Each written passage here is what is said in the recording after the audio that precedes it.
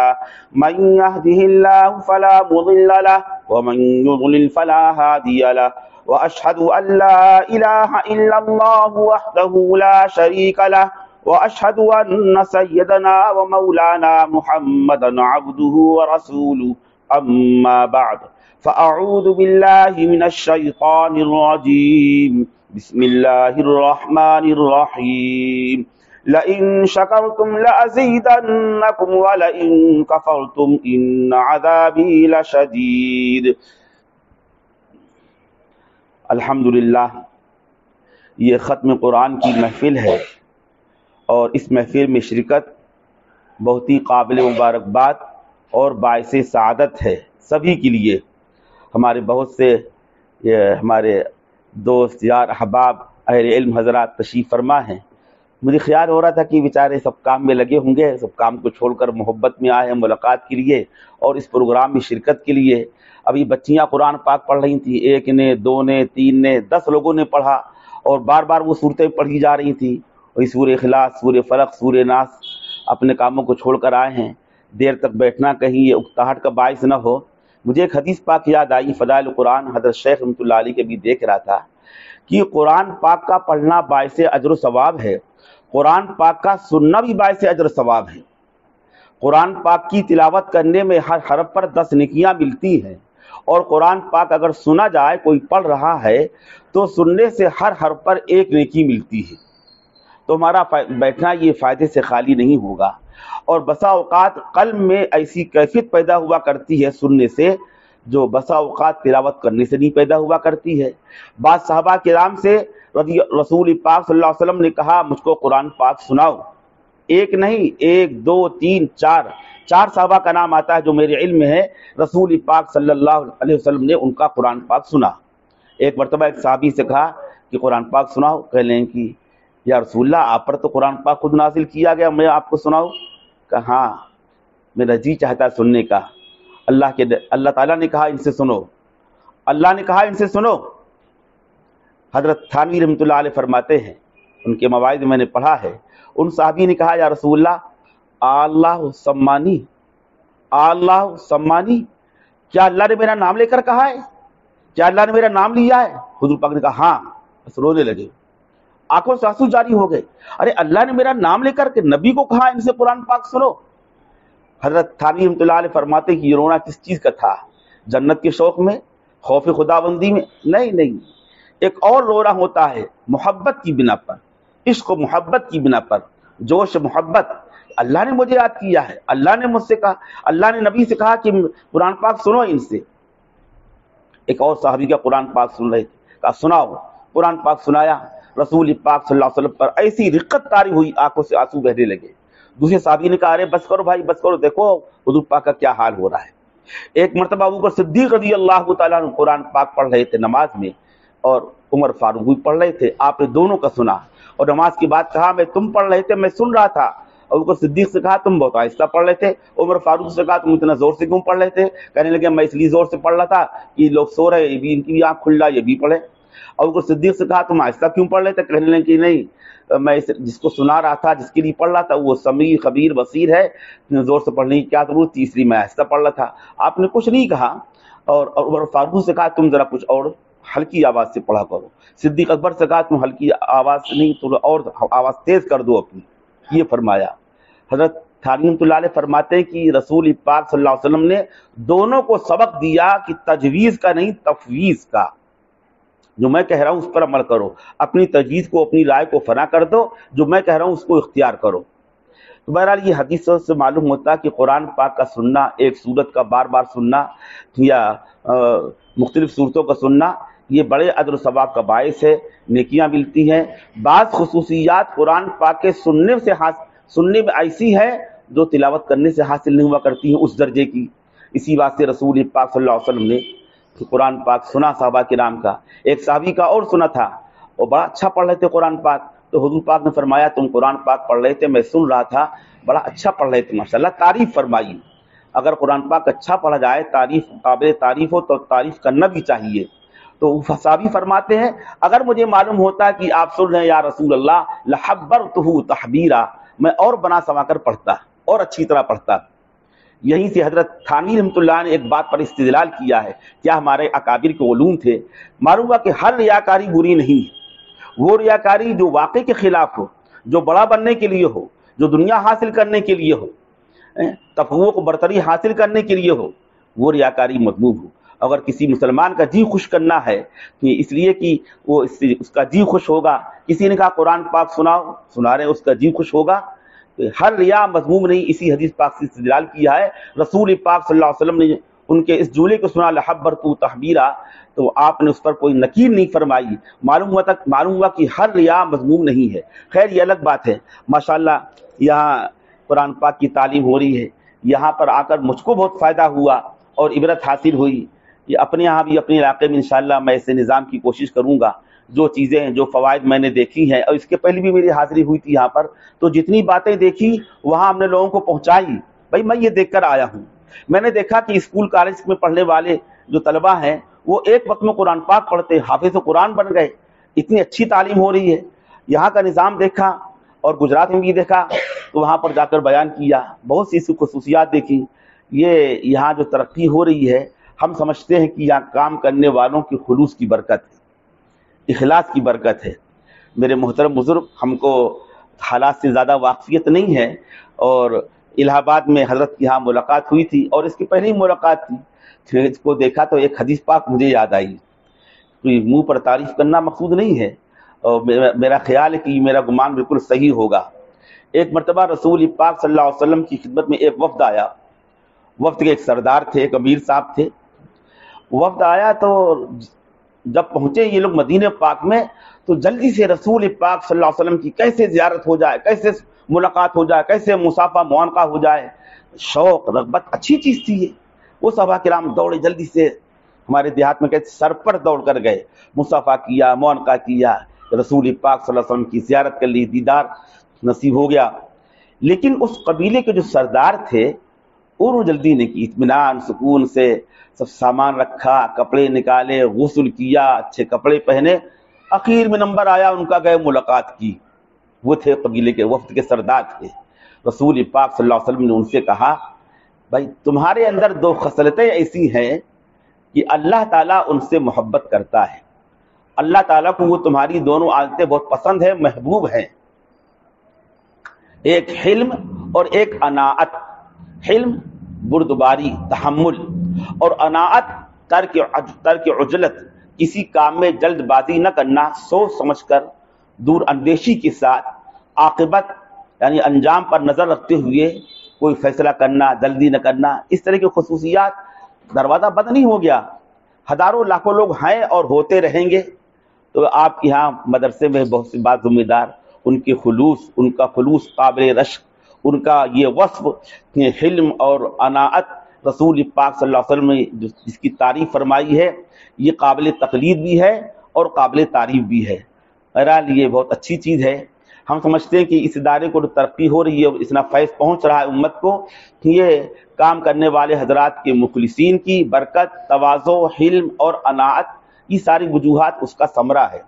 ہم جب دیکھتے ہیں یہاں کے لوگوں کو، دیکھا کہ ماشاءاللہ اتنا اخلاص، اتنی طلب، بزرگوں سے تعلق، اتنا لمبا مجاہدہ، اتنا طویل سفر، مشقت سفر، وہاں پر رہ کر کے آدمی اپنے مقام پر رہتا، اپنے گھر میں رہتا، دال روٹی کھاتا ہے، معمول کے مطابق کھاتا ہے، اچھی غذائیں کھاتا ہے، اس کی معمولات چائے پانی کے، اور وہاں پر جا کر کے خانقاہوں میں جا کر، بزرگوں پر جا کر کے سارے معمولات چھوٹ جاتے ہیں، کبھی چائے نصیب نہیں ہے، اور کبھی بستر ہے، پانی ہے، بہت سی پریشانیاں آتی ہیں۔ کون سی چیز لے کر جاتی بزرگوں کے پاس؟ اخلاص ہے، طلب ہے، حسن طلب، قابل قدر ہے، یہ ساری وجوہات ہیں، تواضع ہے، مسکنت ہے۔ اللہ تعالیٰ کو یہ چیزیں بہت پسند ہیں۔ ادارے کو ترقی دینے والی یہ چیزیں ہیں، جو کام وہ اللہ واسطے ہو، امت کے نفع کے واسطے ہو، دین کے واسطے ہو، اللہ کی رضا کے واسطے ہو، انہی باتوں سے ترقی ہوا کرتی ہے۔ اللہ تعالیٰ اس ادارے کو اور مزید ترقی نصیب فرمائے۔ الحمدللہ اس ادارے کو ایسے منتظمین، ایسے افراد حاصل ہیں کہ معاملہ ترقی پر ہے اور ترقی ہوتی چلی جا رہی ہے۔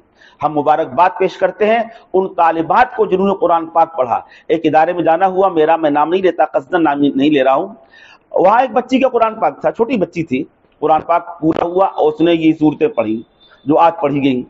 تو اب اس میں قرآن پاک بچی نے اتنا غلط پڑھا کہ میں نے بعد میں کہا ان سے کہ بھائی ان کی پڑھانے والی کون ہے، معلمہ کون ہے؟ اگر بچی کو یا طالب علم کو، طالبہ کو یا طالب علم کو قرآن پاک یاد نہیں ہے، ہم کہہ سکتے ہیں بچے کا قصور ہے، بچی کا قصور ہے، کن ذہن ہے، یاد نہیں کیا یا یاد کیا یاد نہیں ہوا۔ لیکن اگر بچہ بچی قرآن پاک غلط پڑھ رہا ہے، یہ معلمہ کا قصور ہے، معلم کا قصور ہے۔ الحمدللہ، اللہ کا شکر، اس کا احسان، جتنی بچیوں نے قرآن پاک پڑھا سب تجوید کے مطابق پڑھا، شین قاف درست، حروف درست، ساری باتیں درست ہیں۔ بہت خوشی ہوئی، بہت خوشی ہوئی، ماشاءاللہ معلمہ کی محنت، ان کی محنتوں کا ثمرہ، بچیوں نے قرآن پاک پڑھا، کتنا بڑا اجر و ثواب ہے۔ ابھی صبح میں ایک حدیث پاک دیکھ رہا تھا، فضائل قرآن میں بھی ہے، منتخب حدیث میں بھی ہے، ابن ماجہ کی روایت ہے، قرآن پاک کی ایک آیت پڑھنا سکھلانا، ایک آیت پڑھنا پڑھانا 100 رکعت نماز پڑھنے سے افضل ہے۔ 100 رکعت نماز پڑھیں آپ کو کتنی دیر لگے گی؟ 1 گھنٹہ کتنا وقت لگے گا؟ ایک آیت سیکھنا سکھلانا 100 رکعت نماز پڑھنے سے افضل ہے۔ تو یہ پڑھنے والیاں اور پڑھانے والیاں بہت بڑے اجر و ثواب کا کام کر رہی ہیں۔ ایک بات اور یاد رکھنا چاہیے، بعض حضرات یہ سمجھتے ہیں کہ قرآن پاک پڑھانے پر، تعلیم دینے پر، مرد ہو یا عورتیں اگر تنخواہ لیتی ہیں تو پھر اس میں اجر و ثواب نہیں ملے گا یا کچھ کمی آ جائے گی۔ حاشا وکلا، ثواب میں ہرگز کبھی نہیں آتی، ذرہ برابر کبھی نہیں آتی۔ حضرت تھانوی رحمۃ اللہ نے بڑا اچھا جملہ کہا ہے کہ ثواب کا مدار خلوص پر ہے۔ آگے فرماتے ہیں خلوص کا مدار قلوب پر ہے، فلوس پر نہیں ہے۔ فلوس پیسے لینے نہ لینے، تنخواہ لینے نہ لینے پر نہیں ہے۔ علامہ عینی رحمۃ اللہ علیہ کی جو بخاری کی شرح ہے، وہاں پر لکھا ہوا ہے کہ جب صدیق اکبر رضی اللہ تعالیٰ عنہ امیر بنائے گئے تو کہیں عمارت کا کام انجام دیں گے اور بغیر تنخواہ کے فی سبیل اللہ یہ کام کریں گے۔ گھر کے کام کاج کے لیے کیا کریں گے؟ گٹری اٹھائی، سر پہ لادی، تجارت کرتے تھے، کپڑے بیچتے تھے، جانے لگے۔ راستے میں میرے عمر فاروق، حضرت کہاں چلے؟ کہاں جا رہا ہوں؟ بیوی بچوں کا پیٹ بھی تو پالنا ہے۔ حضرت یہ کام دونوں نہیں ہو سکتے ایک ساتھ، چلیے آپ رکھیے اس کو، اب آپ کو تجارت نہیں کرنا۔ کہ بھائی کہنے کا بیوی بچوں کا خرچ کیسے چلے گا؟ کہ مشورے سے آپ کا مشاہرہ، آپ کا وظیفہ، آپ کی تنخواہ مقرر کی جائے گی۔ چنانچہ مشورہ ہوا، کمیٹی ہوئی جس کو ہم کمیٹی کہتے ہیں، اور مشورے سے ان کی تنخواہ تجویز کی گئی۔ علامہ عینی رحمۃ اللہ علیہ نے لکھا ہے شرح بخاری میں کہ حضرت ابوبکر صدیق رضی اللہ تعالیٰ نے یہ بھی کہا، بھائی اتنے میرا خرچ پورا نہیں ہوگا، میرے گھر کا خرچ زیادہ ہے، اتنے نہیں ہوگا، یعنی کچھ اور بڑھائے جائے۔ 50 اور بڑھائے گئے۔ علامہ عینی ناقل ہیں، ہے کسی کی ہمت امت میں جو یہ کہہ دے کہ حدیث پاک میں آیا ہے کہ کل قیامت کے دن 7 آدمی عرش کے سائے کے نیچے ہوں گے، ان میں ایک امام عادل امیر المؤمنین بھی ہوگا۔ ہے کسی کی ہمت جو یہ کہہ دے کہ ابوبکر صدیق رضی اللہ تعالیٰ عنہ نے چونکہ تنخواہ لی، وظیفہ لیا، لہذا وہ اس سے محروم کر دیے جائیں گے، ان کو عرش الہی کے نیچے جگہ نہیں دی جائے گی، تنخواہ لی ثواب کم ہو جائے گا، ان کو غلط بات ہے۔ عمر فاروق رضی اللہ تعالیٰ عنہ اہتمام سے تنخواہیں دیا کرتے تھے، ناظرہ پڑھانے والوں کو الگ، حافظہ پڑھانے والوں کو الگ، سب کی تنخواہیں الگ الگ مقرر کر رکھی تھی۔ علامہ شبلی رحمۃ اللہ علیہ نے اپنی کتاب الفاروق میں اس کی تفصیل لکھی، تحریر فرمائی ہے۔ حضرت مولانا علی میاں صاحب رحمۃ اللہ علیہ نے لکھا ہے، تاریخ دعوت و عظیمت میں لکھا ہے کہ حضرت عمر ابن عبد العزیز رحمۃ اللہ علیہ نے قرآن پاک پڑھانے والوں کی تنخواہیں مقرر کی تھی، ناظرہ پڑھانے والے اور حافظہ پڑھانے والے تنخواہیں مقرر کی تھی۔ یہ کہنے کی ضرورت اس لیے پیش آئی کہ کسی صاحب کے دل میں یہ خیال نہ ہو کہ یہ پڑھنا پڑھانا باعث اجر و ثواب اس وقت ہو سکتا ہے جبکہ فی سبیل اللہ بغیر تنخواہ کے پڑھایا جائے، ایسی بات نہیں ہے، پورا ثواب ملے گا۔ تنخواہ لینے سے ثواب میں ذرہ برابر کمی نہیں آئے گی۔ بہرحال میں ان بچیوں کو مبارکباد پیش کرتا ہوں، ماشاءاللہ بہت اچھا قرآن پاک پڑھا، بہت اچھا قرآن پاک پڑھا۔ ہمارا مدرسوں سے تعلق ہے، ہمارا جانا ہوتا ہے، بچیوں کا قرآن پاک سنتا ہوں تو ان تمام مدارس کے مقابلے میں ماشاءاللہ پڑھانے والوں کی محنت ہے، محنت کا ثمرہ ہے، ان کی توجہ ہے، اور پڑھنے والیاں ہیں ان کی محنت ہے۔ بہت اچھا قرآن پاک پڑھا ہے۔ البتہ 2-4 باتیں مجھے کہنے کا جی چاہ رہا ہے، ہو سکتا ہے میں غلط سمجھ رہا ہوں، ہو سکتا ہے میں غلط کہہ رہا ہوں، لیکن قابل توجہ، یعنی توجہ چاہتا ہوں۔ الحمدللہ میں بھی سبا کا قاری ہوں، حفظ، تجوید اور قرات سبا یہ میں نے پورا کورس کیا ہے اور بہت محنت سے اس علم کو حاصل کیا، اس لیے دو چار باتیں کہنے کا جی چاہتا ہے کہ اگر یہ باتیں ہیں تو اس میں توجہ کی جائے اور اپنے بڑوں سے پوچھ لیا جائے۔ ہو سکتا ہے میں غلط سمجھا ہوں اور ہو سکتا ہے میں غلط کہہ رہا ہوں، لیکن توجہ کے لیے، یاد دہانی کے لیے میں عرض کرنا چاہتا ہوں، علمی محفل ہے، خدا نخواستہ کوئی تنقید یا عیب جو یہ ہرگز مقصود نہیں ہے۔ میں تو بہت ہی شکر گزار ہوں، ماشاءاللہ ایسی محنتیں ہو رہی۔ مولانا صدیق صاحب بادی رحمۃ اللہ علیہ فرمایا کرتے تھے، ایک تاریخ سنی ہے میں نے مولانا صدیق رحمۃ اللہ علیہ سے۔ مولانا صدیق رحمۃ اللہ علیہ چھوٹے تھے، اپنے گھر سے بھاگ کر گئے تھے پانی پت پڑھنے کے لیے، چپکے سے گئے تھے، لمبی تاریخ ہے، میں نے اپنی کتاب حیات صدیق میں اس کو نقل کیا ہے۔ وہاں کا حال بار بار بیان کرتے تھے کہ وہاں کی عورتیں حافظ تھیں، حافظ اور قاریہ بھی تھیں، اور قرات سبا سمے پڑھ رکھا تھا، سبا کی قاریہ تھی۔ وہاں کی عورتوں میں سراجی کے جو مسائل ہوتے، میراث کے مسائل، وہ ان کو اتنے ازبر تھے، سب بتلا دیا کرتی تھی۔ ان کا انتقال ہوا، اتنے لڑکے اتنی لڑکیاں، شوہر بیوی اتنا، ان کو اتنا ملے گا، ان کو اتنا ملے گا، ایسی مہارت تھی ان کو۔ سب سلسلہ ختم ہو گیا۔ بہت جی چاہتا تھا دیکھنے کا کہ میرے شیخ کا یہ علاقہ ہے جہاں پر انہوں نے تعلیم حاصل کی ہے، دیکھنے کا جی چاہتا تھا۔ پانی پت گیا، وہاں دکھایا لوگوں نے کہ یہ عمارت تھی، یہاں قرآن پاک کی تعلیم ہوتی تھی اور یہاں پڑھا کرتے تھے، یہاں حفظ کی تعلیم ہوتی تھی، قرأت کی تعلیم ہوتی تھی، اور اب سکھ کے قبضے میں، فلاں کے قبضے میں۔ بہت افسوس ہوا، دل رو رہا تھا، کیسے ہو گیا یا اللہ، یہ کیسے ہو گیا، یہ کیسے ہو گیا، کسی زمانے میں کیا تھا۔ بعد اپنے بڑوں سے پوچھا ہوں، مولانا عالمیہ صاحب رحمۃ اللہ علیہ اور دوسرے حضرات کے واسطے سے جو بات مجھ تک پہنچی، ناقدری کے نتیجے میں اور اختلاف کے نتیجے میں، یہ دو چیزیں ناسور ہیں، اختلاف نہیں ہونا چاہیے، اختلاف نہیں ہونا چاہیے، چھوٹے بن جاؤ، تواضع اختیار کر لو۔ حضور پاک نے سکھلایا ہے، ابو داؤد شریف کی کتاب الادب میں روایت ہے، حضور پاک نے اعلان فرمایا ہے، جو حق پر ہونے کے باوجود ہم حق پر ہیں، ہماری غلطی نہیں، غلطی ہمارے سامنے والے کی ہے، دوسرے کی غلطی ہے، لیکن وہ تواضع اختیار کر رہا، امت میں اختلاف نہ ہو، انتشار نہ ہو، ادارے میں اختلاف نہ ہو، انتشار نہ ہو، چھوٹا بن جائے، بغیر غلطی کے، بغیر قصور کے اپنا قصور تسلیم کر لے، معافی مانگ لے، تواضع اختیار کر لے، تاکہ امت میں انتشار اختلاف نہ ہو۔ کل قیامت کے دن اللہ تعالیٰ اعلان کرے گا کہ جنت کے جس حور کو چاہے اختیار کر لے، جس دروازے سے چاہے داخل ہو جائے، اس طرح کے فضائل بیان کیے ہیں۔ بہت بڑی فضیلت ہے، بہت بڑی فضیلت ہے، امت میں انتشار اختلاف نہ ہو۔ علاقے فیض سے محروم ہو جاتے ہیں، ادارے تباہ ہو جاتے ہیں۔ تو مجھ کو جو بات معلوم ہوئی کہ پانی پت کے ادارے جو ہیں وہ اس بات کے نظر ہو گئے، آپسی انتشار اختلاف کی بنا پر، اور کچھ اور بعض گناہوں میں ابتلا تھا، اس ابتلا کی وجہ سے وہاں پر مصیبتیں آئیں اور علاقے پھر وہ نیست نابود، لیکن نام نشان بن گئے، تاریخ بن گئی۔ تو بھائی ہمارے اداروں میں آپس کا اختلاف نہیں ہونا چاہیے، گناہوں میں ابتلا نہ ہو، فسق فجور، طرح طرح کے فسق فجور ہوتے ہیں، مدارس فسق فجور، اور علماء کی ناقدری، ان کے ساتھ گستاخانہ عمل، ان کے ساتھ گستاخی، علماء کا آپسی اختلاف، ادارے کے لوگوں کا آپس میں اختلاف، علماء کی ناقدری اور بدعملی میں ابتلا، فسق فجور میں مبتلا، یہ تین وجوہات تھے۔ معلوم ہے کہ پانی پت وہاں کی تاریخ بن کر رہے گی، وہاں کوئی مدرسہ نہیں ہوا، سارا سب ختم تھا بالکل۔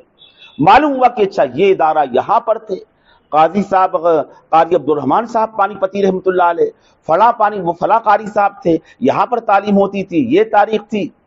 بہت افسوس ہوا۔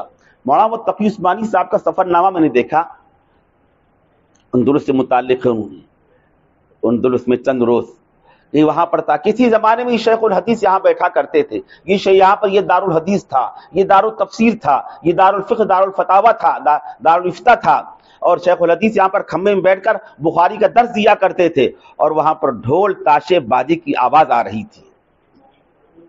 مولانا تقی عثمانی صاحب لکھتے ہیں کہ رہا نہ گیا مجھ سے نہ رہا گیا، کہ اللہ تعالیٰ اب برداشت نہیں ہوتا، ایسا منظر اب نہ دکھائیے گا۔ ان کے سامنے پوری تاریخ تھی۔ بھائی یہ افسوسناک بات ہے۔ میں نے جو قرآن پاک کی آیت پڑھی، لئن شکرتم لازیدنکم ولئن کفرتم ان عذابی لشدید، تم شکر کرو گے، قدردانی کرو گے، ہم اور دیں گے، اضافہ کریں گے، کمیت کے اعتبار سے بھی، کیفیت کے اعتبار سے بھی، نوعیت کے اعتبار سے بھی، ہر طرح ترقی ہوگی۔ وَلَئِن كَفَرْتُمْ إِنَّ عَذَابِي لَشَدِيدٌ، اور اگر تم نے نعمت کی ناقدری کی تو میرا عذاب بہت سخت ہوتا ہے۔ ہم دینا بھی جانتے ہیں، ہم لینا بھی جانتے ہیں، बुजुर्गों हमारे अकाबिर दुआ करते थे, हदीस पाक में दुआ सिखाई गई, अल्लाहुम्मा ला तंज़ि मिन्नी सालिहा मा अतैतनी, ऐ अल्लाह ताला आपने हमको जो साले जो नेक चीजें दे रखी हैं हमसे छीनिए नहीं। उसमें सारी बातें हैं, तौफीक भी इसमें शामिल है। जो दीनी काम कर रहे हैं अल्लाह ने तौफीक दी है, ऐ अल्लाह मुझसे छीनिए नहीं, नाकदरी के नतीजे में हम कहीं नेमत से महरूम न कर दिए जाएं। बहरहाल ये चीज़ काबिल तवज्जो है। तो पानीपत के बारे में कारी सिद्दीक साहब रहमतुल्लाह अलैह बयान किया करते थे, वहाँ की औरतों के, ख़वातीन के, तालिबात के अहवाल, हर बच्ची हर लड़की हाफिजा भी होती थी और क़िरात सबा की कारिया भी होती थी। अजीब माहौल था, अजीब माहौल था। आपके मालेगांव में आकर के ये हालात सुन करके मालूम करके कि इतनी हाफिजा फला जगह, अभी कारी इस्माइल साहब फरमा रहे थे उनके यहाँ माशाल्लाह 17 बच्चियों ने हिफ्ज़ पूरा किया, यहाँ इतनी बच्चियों ने हिफ्ज़ पूरा किया, और एक बैठक में पूरा कुरान पाक सुना दिया जाता है, तालिबा सुना देती है। ये कितनी बड़ी अल्लाह ताला की नेमत है। जिस कदर अल्लाह ताला का शुक्र अदा किया जाए कम है। बल्कि हम आगे थोड़ी सी हिम्मत करके ये बात और अर्ज करेंगे कि पानीपत की पूरी याद ताज़ा कर दी जाए, असलाफ की, हमारे असलाफ थे जो गुजर चुके हैं, क्या याद ताज़ा कर दी जाए? याद ये ताज़ा कर दी जाए कि अभी तो हिफ्ज़ का शोबा है और आगे भी हम इस शोबे को बढ़ाएं हैं, क़िरात सबा का भी सिलसिला हो। दूसरे मुल्कों में, इस्लामी मालिक में, वहाँ पर औरतें कारिया होती हैं।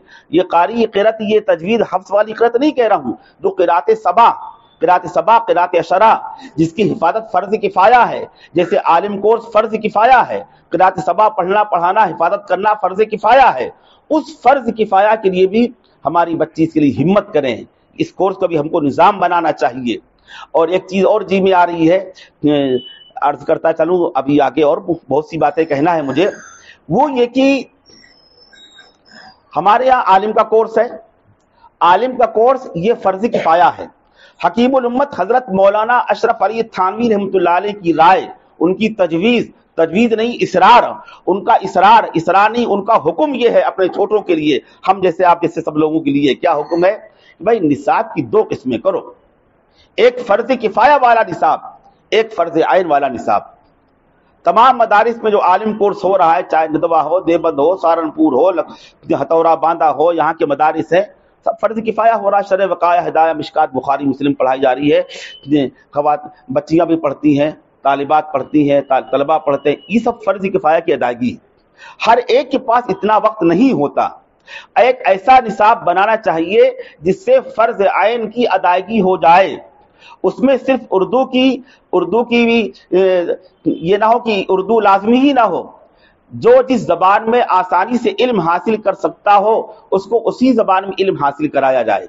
जैसे हाफजा करा दिया, अब बहुत से तलबा होते हैं उनके पास आलिम कोर्स करने का वक्त नहीं, गुंजाइश नहीं काम करना। हजरत थानवी रहमतुल्लाह अलैह के अल्फाज, उनके अल्फाज नकल कर रहा हूं, उनके लिए 1 साल 2 साल का निसाब बनाओ जिसमें फर्ज ऐन की तालीम उनको दिलाओ, और उसके बाद कहते हो बस इतना पढ़ लो, जाओ अब धंधे से लगो।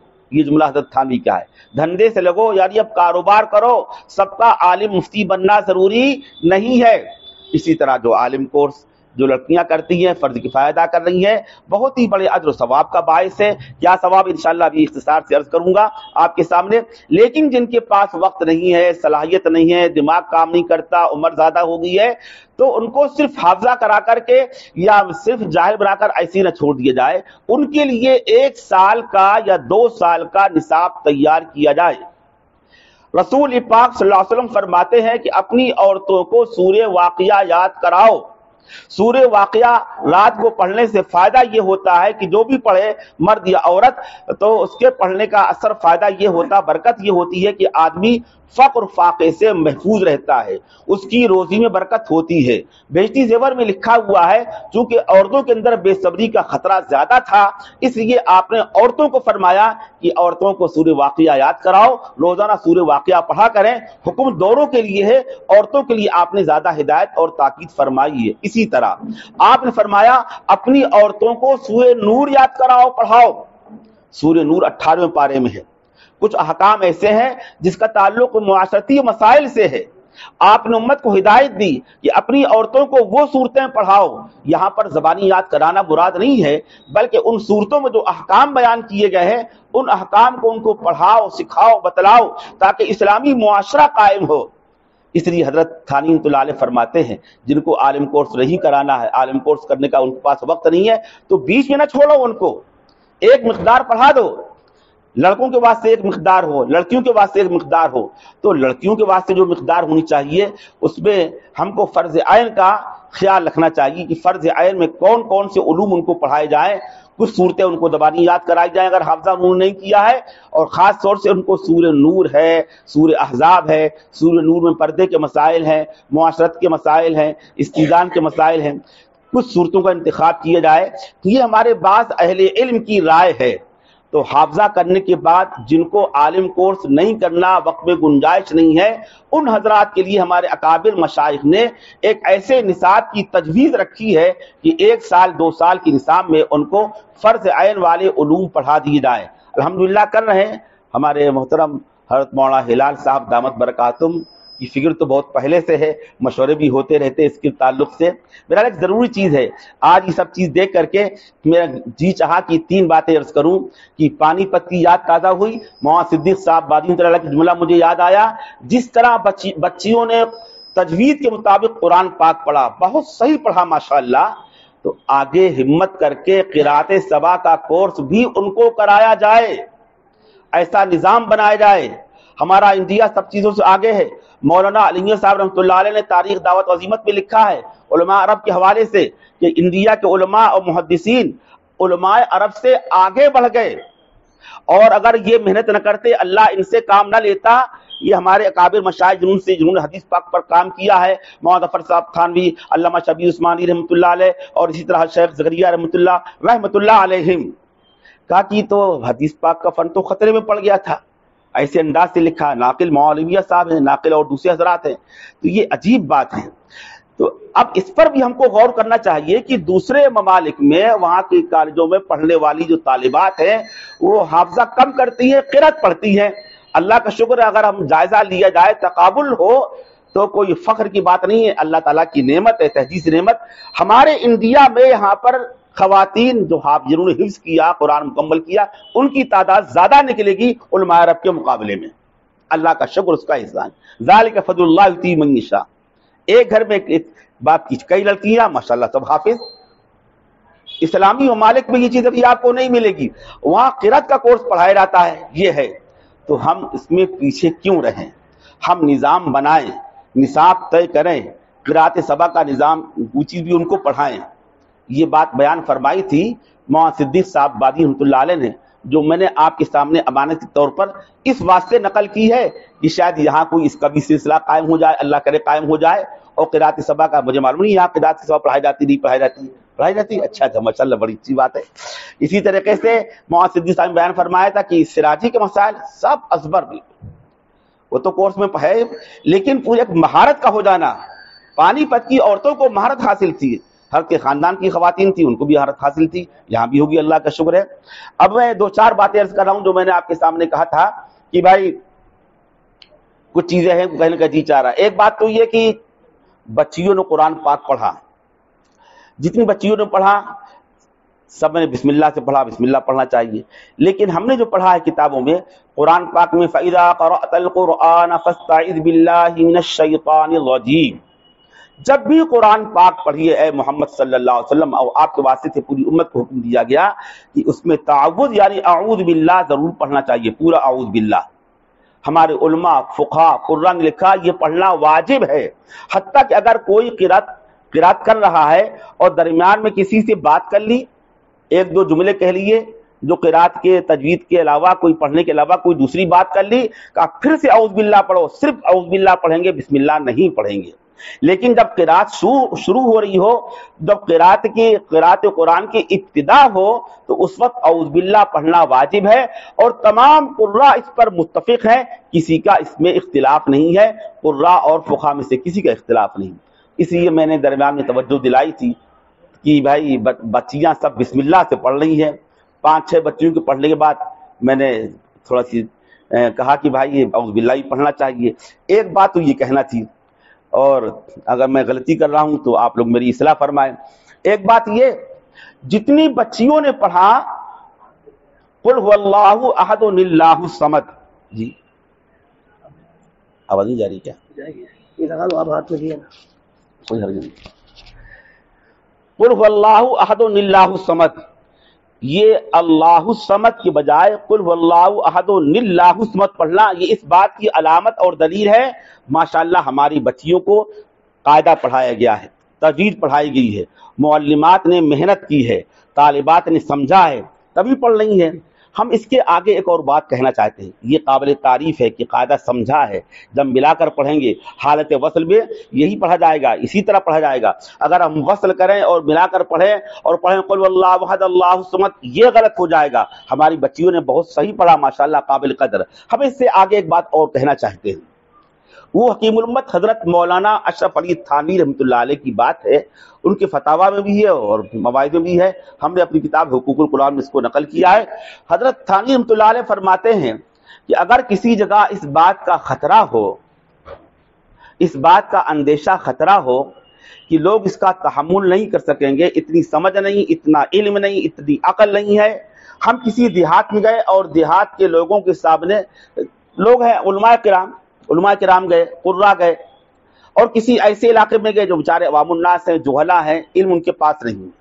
ہمارے فقہا نے یہاں تک لکھا ہے ایاک نعبد و ایاک نستعین اہدنا الصراط المستقیم.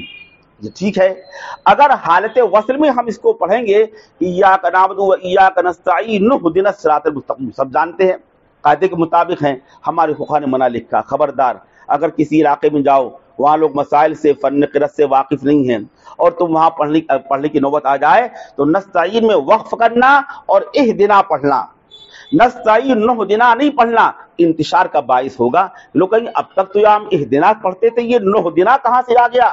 آج کل کے یہ نئے کل کے قاری آگے کیا پڑھ رہے ہیں یہ؟ اور اب تک تو ہم پڑھتے تھے قل واللہ احد اللہ الصمد، یہ نلا کہاں سے آ گیا؟ ہمارے فقہا نے منع لکھا، حضرت تھانوی نے منع لکھا ایسے موقع پر.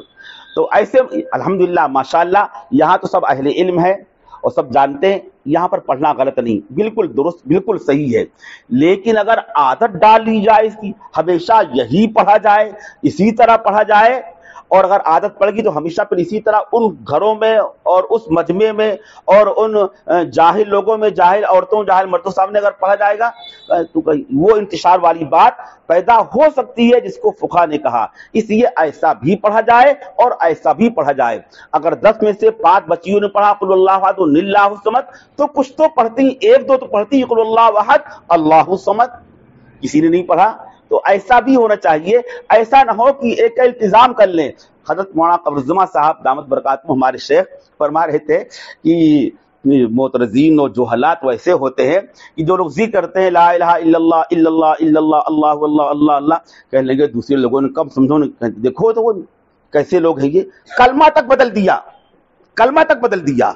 نقل فرمایا ہم ایسا موقع نہ آنے دے. کہیں دیکھو تو ارے اللہ اس کو نلا کر دیا، قرآن تک بدل دیا. جہاں پر ایسے جہلا ہوں، ایسے لوگ ہوں، تو وہاں پر لکھا، فقہا نے لکھا ہے ایسے موقع پر قرات سبا مت پڑھو. والضحى والليل اذا سجى ما ودعك ربك وما قلى، والضحى والليل اذا سجى ما ربك وما قلى. یہ الے کلے گلے کہاں کیا پڑھ رہے ہیں سب؟ یہ کیا ہو گیا؟ کون سی بات گلے لگ گئی؟ یہ منع کیا ہے. اللہ تعالیٰ جزا خیر ہمارے فقہا کو کیا بات کہہ کر چلے گئے. ایسے مجموعوں میں نلا نہ پڑھو، نہدنا نہ پڑھو، اور والنجم اذا هوى ما ضل صاحبكم ما غوى یہ نہ پڑھو. منع کیا ہے. یہ دلیل اس کی کیا ہے؟ رسول پاک صلی اللہ علیہ وسلم نے اس کا لحاظ کیا ہے.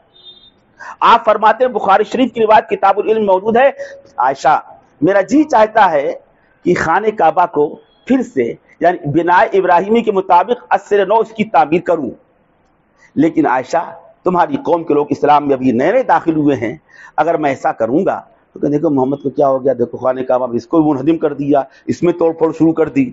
اپنی پوری زندگی میں آپ نے نہیں کیا، حالانکہ اس کا کرنا آپ کی پسند تھی، آپ کی چاہت تھی، آپ نے اس کو بہتر سمجھا تھا، اس کے افضل ہونے میں کوئی شبہ نہیں تھا، لیکن نہیں کیا کہ انتشار اختلاف کا باعث نہ ہو، یہ انتشار کا باعث نہ بن جائے. اور اگر کوئی واجب فرض کا معاملہ ہے تو وہاں پر انتشار کی پرواہ نہیں کی جائے گی کیا ہمارے اکابر کے علوم تھے، حضرت تھانوی رحمۃ اللہ علیہ، مولانا قاسم صاحب نانوی رحمۃ اللہ علیہ، دونوں باتوں کو بیان کیا، دونوں کو تقابل کیا اور سمجھایا امت کو۔ دیکھو ایک موقع پر رسول پاک صلی اللہ علیہ وسلم بدنامی کی پرواہ نہیں کی۔ حضرت زینب رضی اللہ تعالیٰ عنہ سے نکاح کا موقع آیا، ان کی حضور پاک کی بہو تھی، یعنی متبنہ، جن کو بیٹا بنا لیا، حضرت زید کو بیٹا بنا لیا تھا، ان کی بیوی حقیقی بہو نہیں تھی۔ اس زمانے کا عرف یہ تھا، سماج میں یہ بات رائج تھی، لوگوں کو دلوں میں بیٹھی تھی، اگر کوئی کسی کو بیٹا بنا لے تو اس کی بیوی سے یعنی نام نہاد بہو سے نکاح کرنا اسی طرح حرام ہے، اس سے پردہ واجب نہیں ہے، اس سے نکاح کرنا حرام ہے جیسا حقیقی بہو سے نکاح کرنا حرام ہوا کرتا ہے۔ اب اس رسم کو توڑنا تھا۔ ہمارے علماء مشائخ فرماتے ہیں بہت سے موقعوں میں تبلیغ قولی کافی نہیں ہے، تبلیغ عملی کی حالت پیش آتی ہے۔ عمل سے کر کے دکھلاؤ، عمل سے کرو، اور یہ بڑے درجے کی تبلیغ، اس رسم کو مٹانا، نبی ہی سے یہ کام کرایا گیا، حالانکہ لوگوں نے بدنام کی اور بدنام کیا۔ اللہ کے حکم سے اللہ نے نکاح کیا تھا۔ لمبا قصہ ہم حضرات اہل علم جانتے ہیں، پہلے نکاح ہوا، پھر طلاق کی نوبت آئی، حضور پاک سمجھاتے رہے زید امسک علیک زوجک، اپنی بیوی کو روک کے رکھو، طلاق مت دو، لیکن اللہ کو منظور کچھ اور تھا، تقدیر غالب آ کر رہتی ہے۔ بہرحال پھر طلاق ہو گئی، پھر اللہ کے حکم سے آپ نے حضرت زید ہی کو بھیجا، جاؤ نکاح کا پیغام لے کر کے جاؤ۔ یہ ہے پورا قصہ۔ ایسا کیوں کیا؟ اس رسم کو توڑنا تھا، بدنامی ہوا کرے۔ حضرت مولانا قاسم صاحب نانوتوی رحمۃ اللہ علیہ، حکیم الامت حضرت مولانا اشرف علی تھانوی رحمۃ اللہ علیہ، دونوں حضرات فرماتے ہیں ایسا کیوں کیا؟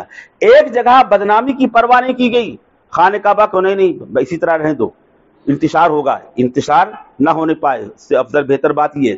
اور ایک جگہ لوگ کہیں گے کہتے رہے، بدنام کریں کرتے رہے، انتشار برپا کریں کرتے رہے، لیکن نکاح کیا کیونکہ وہاں پر تبلیغ کرنا آپ پر واجب فرض تھا، اور یہ کوئی امر واجب اور امر فرض نہیں تھا، مستحب کا درجہ تھا خانہ کعبہ کو توڑ کر پھر سے بنانا بنا ابراہیم کے مطابق۔ اس سے ہمارے علماء نے سمجھا ہے اور بیان کیا ضابطہ، اگر کوئی چیز ایسی ہے کہ ضابطے کے مطابق، قانون کے مطابق بالکل صحیح ہے، تجوید کا قاعدہ ہے بالکل درست ہے، نستعین اہدنا پڑھنا بالکل درست ہے، قل اللہ احد اللہ عصمت پڑھنا بالکل درست ہے، لیکن اگر اس میں انتشار کا خطرہ ہو یا اس بات کا وہم ہونے لگے کہ بس ایک ہی پہلو ہے، دوسرا پہلو بالکل ختم کر دیے جائے، ہمیشہ اسی کو پڑھا جائے، اس کو بالکل نظر انداز کر دیے جائے، تو ایسا نہ ہونا چاہیے، بلکہ دونوں پہلو زندہ ہونا چاہیے عملاً۔ اگر کچھ لوگوں نے پڑھا قل اللہ احد اللہ الصمد پڑھا ہے تو کچھ لوگ قل اللہ احد اللہ الصمد پڑھنے والے ہوں، اگر سب ایک ہی پڑھنے والے ہو جائیں، پڑھنے والیاں ہو جائیں، تو کوئی کہے اچھا ایسی ہے یہ اس کو ایسی ہی پڑھا جائے گا، وہی بات آ کہ یار ان لوگوں نے تو قرآن بھائی بدل دیا، ان لوگوں نے جاہل یہ کہنے لگے۔ ایک قاعدے والی بات تھی، یہ بات میں نے آپ کے سامنے عرض کی۔ دوسری بات یہ عرض کر رہا ہوں، یہ وہ باتیں ہیں جو میں آگے عرض کر رہا ہوں، شاید میں نے غلط سنا ہو، غلط سمجھا ہوں۔ ہم نے اکابر کی صحبت پائی ہے، یہ باتیں میں نے عرض کی ہیں، کچھ پڑھی ہیں، کچھ سنی ہے۔ حضرت مولانا شاہ ابرار الحق صاحب رحمۃ اللہ علیہ، ان کی خدمت میں جایا کرتا تھا، وہاں تو حلقے لگتے تھے، جتنے مہمان جاتے تھے سب کے لیے ضروری تھا ناشتہ، کہتے تھے وہ جسمانی ناشتہ بعد میں ہوگا، پہلے روحانی ناشتہ ہوگا، اور سب کے حلقے لگتے تھے، قرآن پاک سیکھنا سکھانا، اذان کی مشق، صورتوں کی مشق سب ہوا کرتا تھا، اور وہاں پر جب بیٹھتے تو اس میں حضرت کا جو اصلاحی انداز تھا، جن باتوں کو ٹوکا کرتے تھے، معروف مجہول پر بہت ٹوکتے تھے، سمجھاتے تھے۔ ہم نے اپنی بعض طالبات میں وہ چیز محسوس کی، شاید میں نے غلط سنا ہو، غلط سمجھا ہو، لیکن توجہ دلانے کے لیے ادب سے عرض کر رہا ہوں، اور اس بات کے اقرار کے ساتھ شاید میں نے غلط سمجھا ہو یا شاید میں غلط کہہ رہا ہوں۔ میں حضرت شاہ ہردوئی رحمۃ اللہ علیہ فرماتے تھے کہ اس کی بھی بڑی اہمیت ہے، لہن جلی لہن خفی سب جانتے ہیں، تفخیم ہے، ترقیق ہے، معروف مجہول، اس کی بڑی اہمیت ہے۔ ہمارے انڈیا کے بہت سے لوگ مجہول پڑھتے ہیں، معروف نہیں۔ حضرت شاہ ہردوئی رحمۃ اللہ علیہ سمجھانے کی فرمایا کرتے تھے، اچھا بتاؤ تم کہتے ہو کہ بھائی گرمی بہت ہے، ایک کولر لگا دو، کولر اس کو نہیں، دیکھو اس کو کولر کہنا نہیں آتا، کولر نہیں کہیں گے، لوگ ٹوک دیں گے، نہیں بیٹا کولر نہیں کہہ رہے، کولر ہے کولر۔ حضرت فرماتے تھے ایسی ہے، الحمدللہ، الحمدللہ رب العالمین، معروف مجہول سمجھانے کے واسطے حضرت یہ فرمایا کرتے تھے۔ اسی طرح ہماری بعض طالبات ہیں جو قرآن پاک صحیح پڑھتی ہیں تجوید کے مطابق، لیکن بسا اوقات بعض بچیوں سے، بعض بچوں سے، بعض طلباء اور بعض طالبات سے یہ غلطیاں ہو جاتی ہیں کہ وہ وَمِن شَرِّ النَّفَّاثَاتِ فِي الْعُقَدِ، نفاثات فی العقد یہ معروف ہو گیا، اگر پڑھ دیا وَمِن شَرِّ النَّفَّاثَاتِ فِي الْعُقَدِ یہ مجہول ہو گیا، یہ غلطیاں ہو جاتی، ادھر توجہ نہیں ہوتی، ذہن نہیں جاتا. تو ایک چیز یہ ہے. اور اسی طریقے سے بسا اوقات ایسا بھی ہوا کرتا ہے قل اعوذ برب الناس ملک الناس مجہول نیچے کو دبا کر کے پڑھنا چاہیے. اور بعض جگہ ہم نے محسوس کیا تجوید پڑھائی جاتی ہے، کوئی کتاب نصاب میں داخل ہوگی نا، نصاب میں مد کا قاعدہ مد متصل مد منفصل. اگر میں قسم کھا لوں ہمارے انڈیا کے قراء اور لوگ عرب کے قراء سے اچھا پڑھتے ہیں، شاید میں حانس نہیں ہوں گا. اگر میں قسم کھا لوں تو حانس نہیں ہوگا. بعض قراء بھی وہاں غلط پڑھتے ہیں، ادان غلطیاں کرتے ہو. خدا نخواستہ ان کی تنقید نہیں کرنا چاہ رہا ہوں، ہمارے یہاں کے قراء ان کی نقل کرتے ہیں. اصل چیز کتاب و سنت، قرآن و حدیث، سنت و شریعت، جو ضابطے، جو علوم و فنون ہیں، جو فنون ہے، فن قرات ہے، فن تجوید ہے، اس کے جو ضابطے ہیں کتاب و سنت سے، قرآن حدیث سے ماخوذ ہیں، وہ حجت شرعیہ ہے. آج کے ائمہ کے چاہے انڈیا کے ائمہ ہوں، چاہے پاکستان کے ہوں، چاہے مقدس مقامات کے ائمہ ہوں، ان کا قول عمل، ان کا کرنا یہ حجت نہیں ہوگا. ایک موٹی مثال دے رہا ہوں، آپ بھی سمجھ سکتے ہیں اس کو، جو غیر قاری بھی سمجھ جائے گا. اب بعض قراء پڑھتے ہیں الحمدللہ رب العالمین، الحمدللہ رب العالمین الرحمن الرحیم. کیا مطلب؟ اب دیکھیے آپ، عالمین میں کھڑا زبر ہے، الرحمن میں کھڑا زبر ہے، دونوں کھڑا زبر، دونوں برابر ہے، برابر ہونا چاہیے. ایک کو گھٹا دیا، ایک کو بڑھا دیا، یہ غلط ہے. اب ہمارے بہت سے انڈیا کے قراء، کیا لڑکے، کیا لڑکیاں، کیا طلباء، کیا طالبات، ان کو فخر کرنے میں بڑا کمال سمجھتے، بڑا کمال سمجھتی ہیں. وہ بھی اسی طرح کرتی، نقل اتارتی ہیں الحمدللہ رب العالمین الرحمن الرحیم. سوال یہ ہے کہ عالمین میں اتنا کیوں کھینچ دیا؟ کھڑا زبر ہے نا، کھڑا زبر ہے، الف ہے، آگے سکون عارضی نہیں ہے، آگے حمزہ نہیں ہے، مد کا کوئی قاعدہ نہیں پایا جا رہا ہے. اگر وہ کر رہے ہیں تو غلط کر رہے ہیں. سدیس ہو، کوئی صاحب بھی ہو، آپ حضرات میری بات سمجھ رہے ہیں نا؟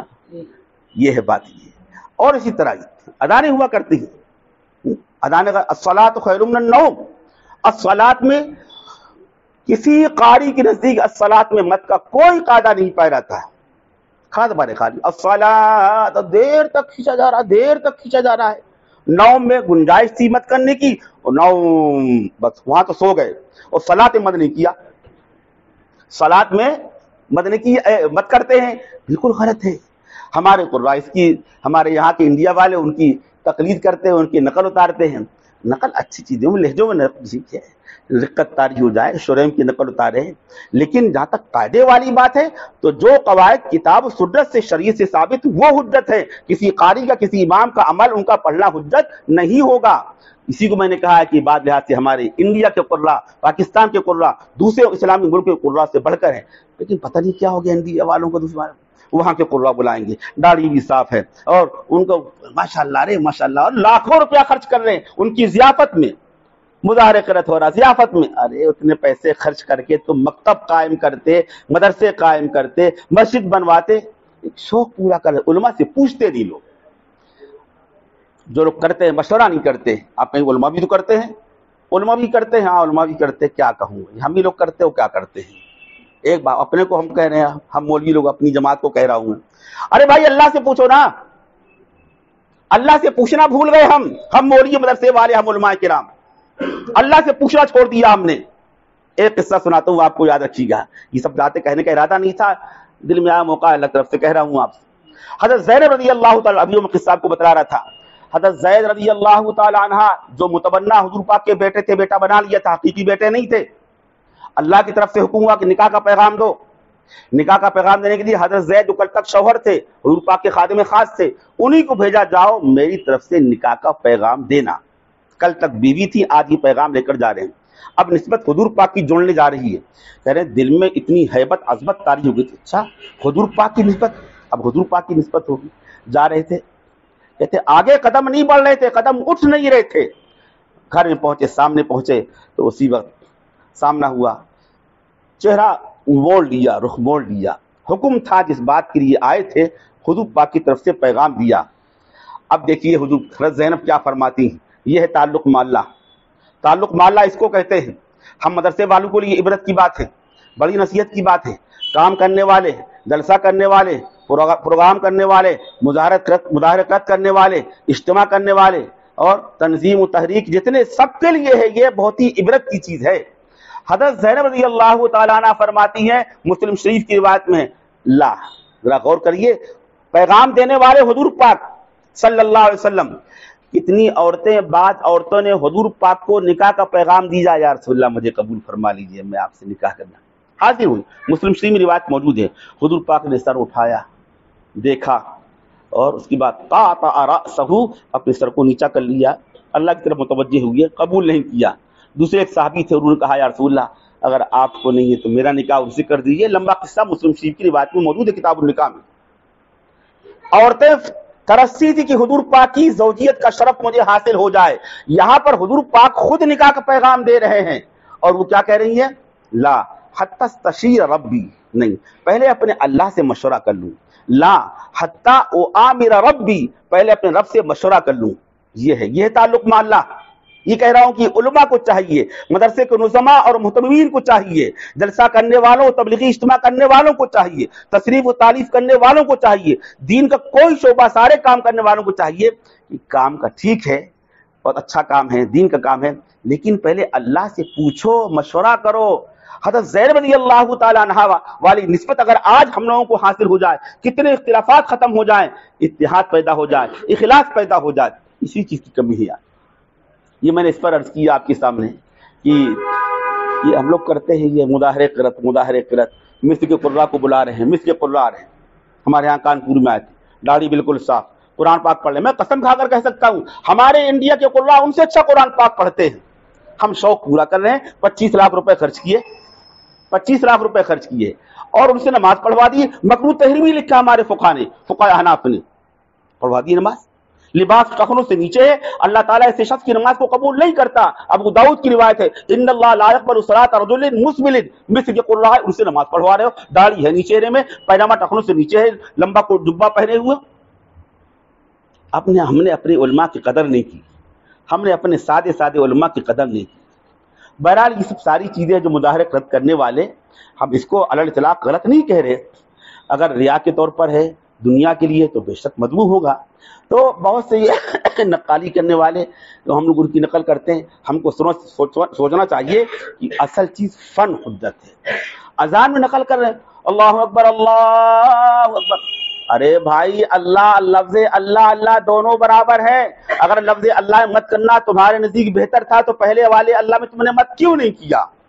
اگر مت کرنا غلط ہے تو دوسرے والے میں کیوں کیا؟ دونوں لفظ اللہ برابر ہونا چاہیے نا۔ یہ کیا اللہ اکبر اللہ، ایک کو کھینچا ایک کو نہیں کھینچا، غلط بات۔ اور دوسرے لفظ اللہ مت کا قاعدہ پایا نہیں جاتا۔ خیر یہ بات تو میں نے عرض کی آپ کے سامنے کہ اس پر کہ ہمارے ہاں ہم دوسروں کی نقالی کرتے ہیں، اس طرح کی پڑھتے ہیں، وہ مجہولی پڑھتے ہیں، وہ حضرات مد نہیں کرتے ہیں۔ ایک بات ہے، عرب کے قراء مد متصل بہت لمبا کرتے ہیں، اور ہے بالکل درست ہے، قاعدے کے مطابق 5 الف کے برابر کر سکتے ہیں۔ مد منفصل وہ لوگ نہیں کرتے ہیں۔ ہمارے یہاں قرآن نے لکھا ہے، الہ آباد کے قراء اور دوسرے قرآن نے لکھا ہے کہ پانی پت کے قرآن نے لکھا ہے کہ مد منفصل اور مد متصل میں فرق کیا جائے گا۔ مد منفصل کو ہم کہتے ہیں چھوٹا مد، جو ایسے لکھا ہوتا ہے، بس اتنا چھوٹا، اور مد متصل جو لمبا کھینچ کر ایسے لکھا رہتا ہے۔ دونوں میں فرق ہونا چاہیے۔ اولئک علی ھدی من ربہم، یہ لمبا والا بڑا والا مد ہے، اگر یہاں پر چھوٹا والا مد کر دیا جائے گا تو غلط ہو جائے گا۔ ہماری بچیوں نے ایسا کیا تھا۔ یہ چیزیں ذرا باریک باتیں ہیں، استحسان کے درجے میں آتی ہیں۔ ہم مد منفصل مد متصل میں فرق ہونا چاہیے۔ مد متصل میں طول ہوگا، اس کو زیادہ کھینچا جائے گا۔ اسی طرح وَلَضَّالِّينَ، پورے قرآن پاک میں جتنے مد ہیں سب سے بڑے مد ہیں جو مشدد ہوتے ہیں۔ تو حاجونی وحاجہ قومی وَلَضَّالِّينَ، یہ تو ہے۔ آگے والی بات کہنا چاہتا ہوں، جب ہم سانس توڑ رہے ہیں، نستعین مدہ ہے، آگے سکون عارضی ہے، وَلَضَّالِّينَ سکون عارضی ہے، مدہ ہے، آگے سکون ہے، نون ساکن ہے، قرہ کہتے ہیں مد کا قاعدہ پائے گا، یہاں پر مد کرنا چاہیے. مفلحون مدہ ہے، آگے نون ساکن ہے، سکون آ گیا، مدہ کے بعد حمزہ آئے یا سکون ہو جائے تو مد کیا جاتا ہے. ہم نے دیکھا کہ یہاں پر سکون عارضی ہے اور مدہ بھی ہے ما قبل میں، اور مد نہیں ہوا. یہ باریک باتیں ہیں، یہ ہم اپنی ماؤں بہنوں سے، خواتین سے اور بچی سے گزارش کریں، میری بات کا برا نہ مانے. میں نے تو پہلے کہہ دیا، ہو سکتا بھائی میں غلط کہہ رہا ہوں، بس توجہ کے قابل ایک بات کہہ دی میں نے. اسی طرح ایک چیز اور بھی ہے، کیا بسا اوقات ہمارے فقہ نے یہاں تک لکھا ہے کہ پڑھنے میں رقت و طاری ہو، راشا نہ ہو، آواز میں تھر تھراہٹ، راشا بہت اعلیٰ درجے کی بات ہے، اعلیٰ درجے کی بات. ہمارے بچیوں کو، طالبات کو ادھر توجہ کرنی چاہیے کہ اس میں راشا والی شان نہیں ہونی چاہیے، آواز کی تھر تھراہٹ نہیں ہونی چاہیے. رسول پاک صلی اللہ علیہ وسلم اس آواز کو پسند کیا، اس قرت کو پسند کیا ہے جس میں سادگی ہو، رقت طاری ہو.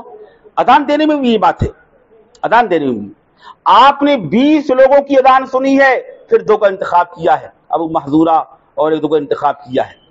20 لوگوں کی کیوں سنی 20 لوگوں کی؟ کس کی آواز زیادہ اچھی ہے، کس کے پڑھنے میں ارتعاش، راشا نہیں ہے، اور جس کے بسا اوقات اس کے سننے سے ایک خاص انداز کی کیفیت پیدا ہو جاتی ہے. بہرحال یہ باتیں جو میں نے عرض کی ہیں، اور ہو سکتا میرا کہنا اور سمجھنا غلط ہو، میں نے عرض کی ہے، غور کے لیے برائے غور فکر. اب 2-3 باتیں عرض کر کے انشاءاللہ پھر ہم بات اپنی ختم کر لیں گے، دعا کر لیں گے. قرآن پاک کے تعلق سے بات کہنا ہے. رسول پاک صلی اللہ علیہ وسلم نے ارشاد فرمایا، یہ قرآن پاک ہے، اس قرآن پاک کے ذریعے اللہ تعالیٰ بہت سی قوموں کو عروج نصیب فرماتا ہے اور بہت سی قوموں کو زوال ہوتا ہے اس کی وجہ سے. اگر قرآن پاک کی قدردانی کی جائے گی، اس کے الفاظ و معانی کے حقوق ادا کیے جائیں گے، اللہ تعالیٰ اس قوم کو عزت نصیب فرمائے گا. اگر قرآن پاک کی ناقدری کی جائے گی، قرآن پاک کے حقوق کو پامال کیا جائے گا، تو اللہ تعالیٰ اسی قوم کو ذلیل و رسوا کر دے گا. آج مجموعی طور پر امت جو ہے وہ ذلیل ہے، رسوا ہے، ہر اعتبار سے ذلیل رسوا ہے، عزت اس کو نصیب نہیں. اس کی بڑی وجہ یہ ہے کہ ہم نے قرآن پاک کے حقوق ادا نہیں کیے. سب سے کوتاہیاں ہو رہی ہیں، حافظ ہو چاہے غیر حافظ ہوں. قرآن پاک پڑھانے کے اعتبار سے بھی ہم آپ کے مالیگاؤں کو نہیں کہتے، ہم دوسرے شہر والوں کو کہتے ہیں کہ وہاں دیکھو مسلمان بچے ہزاروں نہیں لاکھوں کی تعداد میں ہیں، عصری تعلیم حاصل کر رہے ہیں. بڑے افسوس کی بات ہے کہ اس مسلمانوں کے اسکول کالج مسلمانوں کا چاہے تو 1 گھنٹہ قرآن پاک کی تعلیم کا نظام بنا سکتے ہیں. ہمارے یہاں لکھنؤ میں ایک غیر مسلم نے ایک اسکول کھولا، مسلمانوں کا پورا محلہ. اس نے ایک معلم کو رکھا قرآن پاک پڑھانے کے لیے کہ مسلمانوں کو محلہ ہے، یہ لوگ قرآن پاک پڑھتے پڑھاتے ہیں، تو اپنی ترقی کے لیے کہ ہمارا مدرسہ اسکول زیادہ چلے گا، اس نے ایک معلم کو رکھا قرآن پاک پڑھانے کے لیے. لیکن کیا کریں، مسلمانوں کی وہاں ان کو کہتا ہوں کہ بدنصیبی، کوئی قرآن پاک نہیں پڑھتا تھا. اس کو تو فائدہ وہ ہٹا دیا معلم اس نے. بس قصور تو ہمارا ہے نا، ہمارا قصور ہے، ہم نے قرآن پاک کو نظر انداز کر رکھا. رسول پاک صلی اللہ علیہ وسلم سفارش کریں گے قیامت کے دن اپنی امت کی، ایک موقع میں شکایت بھی کریں گے، ایک موقع آئے گا وقال رسول یا رب ان قوم اتخذوا هذا القرآن مهجورا، اے میرے اللہ میری قوم نے اس کو قرآن پاک کو نظر انداز کر رکھا تھا، چھوڑ رکھا تھا. تو آج اسی لیے یہ قوم ذلیل و رسوا ہو رہی ہے. اسی لیے بھائی قرآن پاک کے حقوق ادا کرنے کی ضرورت، ہم سب قرآن پاک کے حقوق ادا کرنے کے محتاج ہیں، ضرورت مند ہیں. اللہ تعالیٰ کا جتنا قرب قرآن پاک کی تلاوت کے ذریعے ہوتا ہے، قرآن پاک کی تلاوت اور نوافل کسی اور ذریعے سے نہیں ہوتا. ایک حدیث پاک میں تو آپ نے یہاں تک فرمایا، اس کی روشنی اس کو سامنے رکھتے ہوئے تو ہم کہہ سکتے ہیں کہ ہم کو قرآن پاک کی تلاوت کی زیادہ ضرورت ہے صحابہ کرام کے مقابلے میں. صحابہ کرام کو قرآن پاک کی تلاوت کی اتنی ضرورت نہیں تھی جتنی ہم کو ضرورت ہے. کیسے؟ صحابہ کرام قرآن پاک، حدیث پاک میں فرمایا رسول پاک صلی اللہ علیہ وسلم نے کہ دیکھو بھائی، آپ نے مثال دے کر سمجھایا، امت کسی طرح سمجھ جائے، ایک جاہل سے جاہل دیہات کا رہنے والا گنوار شخص بھی حضور پاک کی اس بات کو سمجھ جائے گا. فرمایا آپ نے کہ دیکھو جس طرح لوہے کو زنگ لگ جاتا ہے، جس طرح لوہا زنگ آلود ہو جاتا ہے، اسی طریقے سے انسان کے دل بھی سیاہ ہو جاتے، زنگ آلود ہو جاتے ہیں. قرآن پاک میں کلا بل ران علی قلوبہم ما کانوا یکسبون، انسانوں کے قلوب زنگ آلود ہو گئے بدعملی کرتوت کی بنا پر، بدعمالی کی بنا پر ان کے قلوب میں زنگ لگ گیا. ران علی قلوبہم، یہ قرآن پاک میں ہے. اب یہ کیسے ہوتا ہے؟ ہم لوگوں سے دن بھر میں کتنے گناہ ہوتے ہوں گے. صحابہ کرام کے وقت میں اتنے گناہ نہیں ہوتے تھے، گناہ کا ماحول نہیں تھا ایسا، اتنی بے پردگی نہیں ہوا کرتی تھی. آج گھر سے باہر قدم نکالیے، بازار جائیے، اسٹیشن جائیے، ایئرپورٹ جائیے، جہاں جائیے گناہ ہی گناہ، گناہ ہی گناہ، آنکھ کے گناہ، کان کے گناہ، گناہ کا موقع ہے. کیسے ہمارا دل کالا نہیں ہوگا؟ کیسے دل ہمارا سیاہ نہیں ہوگا؟ ہم بیمار، روزانہ ہم بیمار ہوتے ہیں. بھائی اس کا علاج بھی کرنا چاہیے. آپ فرماتے ہیں دیکھو جس طرح لوہا زنگ آلود ہوتا ہے، اسی طرح انسان کے قلوب بھی زنگ آلود ہوتے ہیں، اور ہر عمر کے والوں کو یہ گناہ لگ جاتا ہے. ہر ایک کا دل سیاہ ہو رہتا ہے. یہ گناہ، دل کا گناہ. علامہ ابن قیم رحمۃ اللہ علیہ فرماتے ہیں، حضرت ثانی رحمۃ اللہ علیہ نقل کرنے والے ہیں، کہ بڑوں بوڑھوں بھی گناہ ہو رہتا ہے، بد نظری کا، بد نگاہی کا. قوت ندارت، شباب ختم، بڑھاپا آ گیا، لیکن نگاہوں کے گناہ ہوتے ہیں. ان کی قوت مدرکہ جوانوں سے بڑھ کر ہوا کرتی ہے. تو فرماتے ہیں کہ بوڑھوں سے بھی گناہ ہوتے ہیں. اور جب دل سیاہ ہو گیا تو اب دل کی سیاہی کیسے دور ہوگی؟ حضرت تھانوی رحمۃ اللہ علیہ فرماتے ہیں کہ توبہ استغفار بھی کافی نہیں ہوا کرتا. گناہ تو معاف ہو جائے گا، لیکن دل کی سیاہی دور ہو جائے یہ نہیں ہوتی. حدیث پاک میں فرمایا گیا کہ قرآن پاک کی تلاوت کرو اور موت کو یاد کرو تو تمہاری دل کی سیاہی چھٹ جائے گی اور دل کا زنگ دور ہو جائے گا. ہم سب قرآن پاک کی تلاوت کے محتاج ہیں.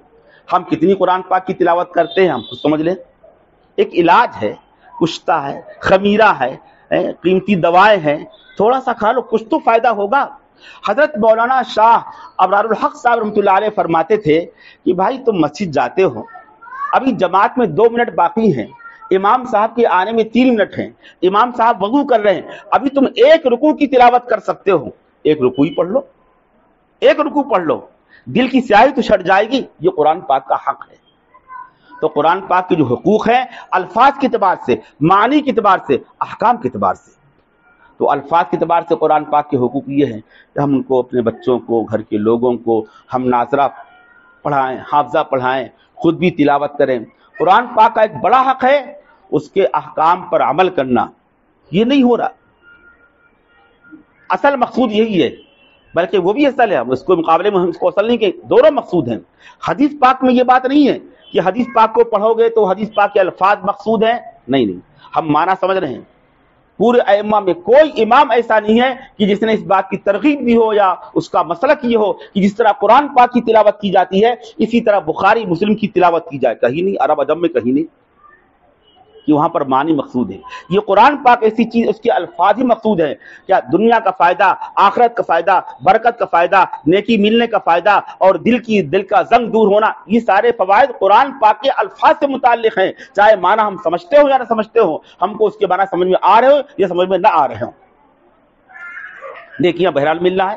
حضور پاک نے مثال یہ سیدھی، میں تم سے یہ نہیں کہتا کہ الف لام میم ایک لفظ ہے، الف الگ ہے، لام الگ ہے، میم الگ ہے. الف لام میم کے معنی کسی کو نہیں معلوم، کوئی عالم اس کے معنی نہیں بتلا سکتا، حروف مقطعات میں سے ہے. آپ نے مثال ہی سیدھی ہے. ہمارے علماء لکھتے ہیں کہ اس میں اشارہ اس بات کی طرف ہے کہ قرآن پاک کی تلاوت جو بے سمجھے کی جائے گی اس میں نیکیاں ملے گی، ثواب ملے گا، فائدہ حاصل ہوگا. بعض لوگ کہتے ہیں کہ بغیر سمجھے پڑھنے سے کیا فائدہ، بغیر سمجھے تلاوت کرنے سے کیا فائدہ، وہاں معلوم ہوگا کیا فائدہ. ارے ایک نیکی، موبائل میں اگر 1 روپیہ ہے، موبائل میں 1 روپیہ ہے، آپ بات کر سکتے ہیں، فون آ رہا ہے، اور آپ بات کم سے کم مسکال تو کر سکتے ہیں. 1 روپیہ، 1 روپیہ.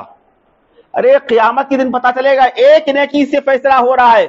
1 نیکی مل جائے جنت میں چلے جاؤ گے ورنہ دوزخ میں جاؤ گے. وہاں قدر ہوگی نیکیوں کی، وہاں قدر ہوگی. یہ معمولی بات ہے. قرآن پاک کی تلاوت کر رہے ہیں، ہم کو نیکیاں مل رہی ہیں، اس لیے قرآن پاک کی تلاوت کا اہتمام ضرور کرنا چاہیے.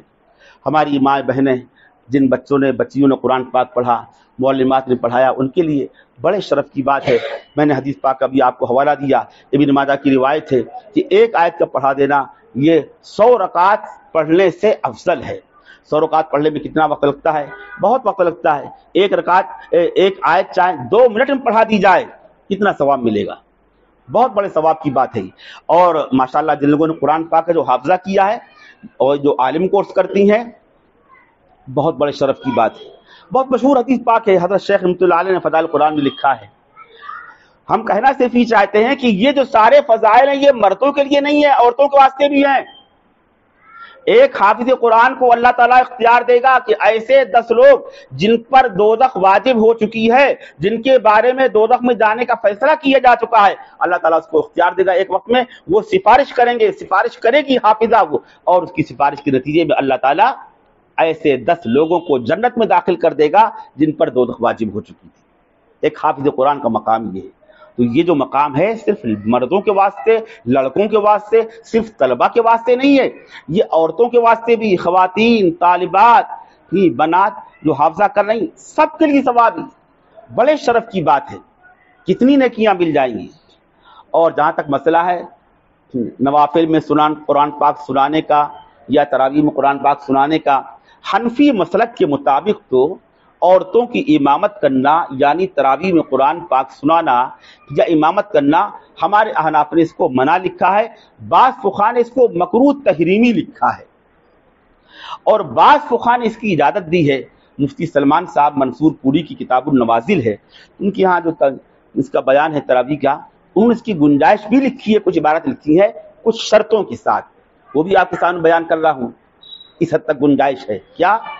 گھر کی بچی ہے، حافظ قرآن ہے، حافظہ کر لیا، گھر ہی کی عورتیں ہیں، گھر کی عورتوں کو بھابھی ہے، ماں ہے، دادی ہے، نانی ہے، اور صرف گھر کی عورتیں، تداعی کی شکل نہ ہو، اہتمام نہ ہو، اس معنی کر اجتماع نہ ہو کہ باہر سے محلے والوں کو بلایا جائے یا یہ حافظہ کہیں پڑھانے کے لیے کسی اور گھر میں جائے، ہمارے فقہا نے اس کی کسی طرح اجازت نہیں دی، منع اس کو بھی کیا ہے، لیکن ایک حد تک اس کی اجازت دی ہے، خاص طور سے لڑکی کا حافظ قرآن ہے تو اس کا حفظ اس کا مضبوط ہو جائے گا، اور گھری کے لوگ ہیں، زیادہ بڑا مجمع نہیں ہے، تداعی نہیں ہے، یعنی بلانا کہ تم بھی آنا تم بھی آنا، یہ نہیں ہے، گھر ہی کی خواتین عورتیں وہ پڑھا سکتی ہیں، اور اس طرح پڑھائیں گی، پڑھانے والی اس طرح امامت کرے گی کہ وہ آگے نہیں کھڑی ہوگی، ہدایت میں لکھا ہوا آپ پڑھا ہوگا پڑھنے والوں نے کہ بلکہ وہ سب کے ساتھ کھڑی ہوگی، بس ذرا سا یعنی اس کی ایڑیاں تھوڑی سی آگے کو ہو جائیں گی، تھوڑا پیر اس کے آگے کو ہوں گے، ایک بالش کہہ لیجیے، وہ مردوں کی طرح وہ امام بن کر کے آگے نہیں کھڑی ہوگی۔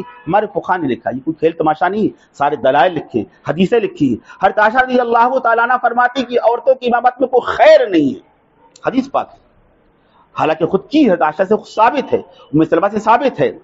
تو ہمارے فقہا نے تمام حدیثوں کو، صحابہ کرام کی صحابیات کے اعمال کو، سب کو سامنے رکھا ہے، اور جو فیصلہ کن بات تحریر فرمائی ہے وہ میں آنے آپ کے سامنے عرض کر دی ہے کہ ہمارے فقہا نے عام طور سے اس کو مکروہ تحریمی لکھا ہے۔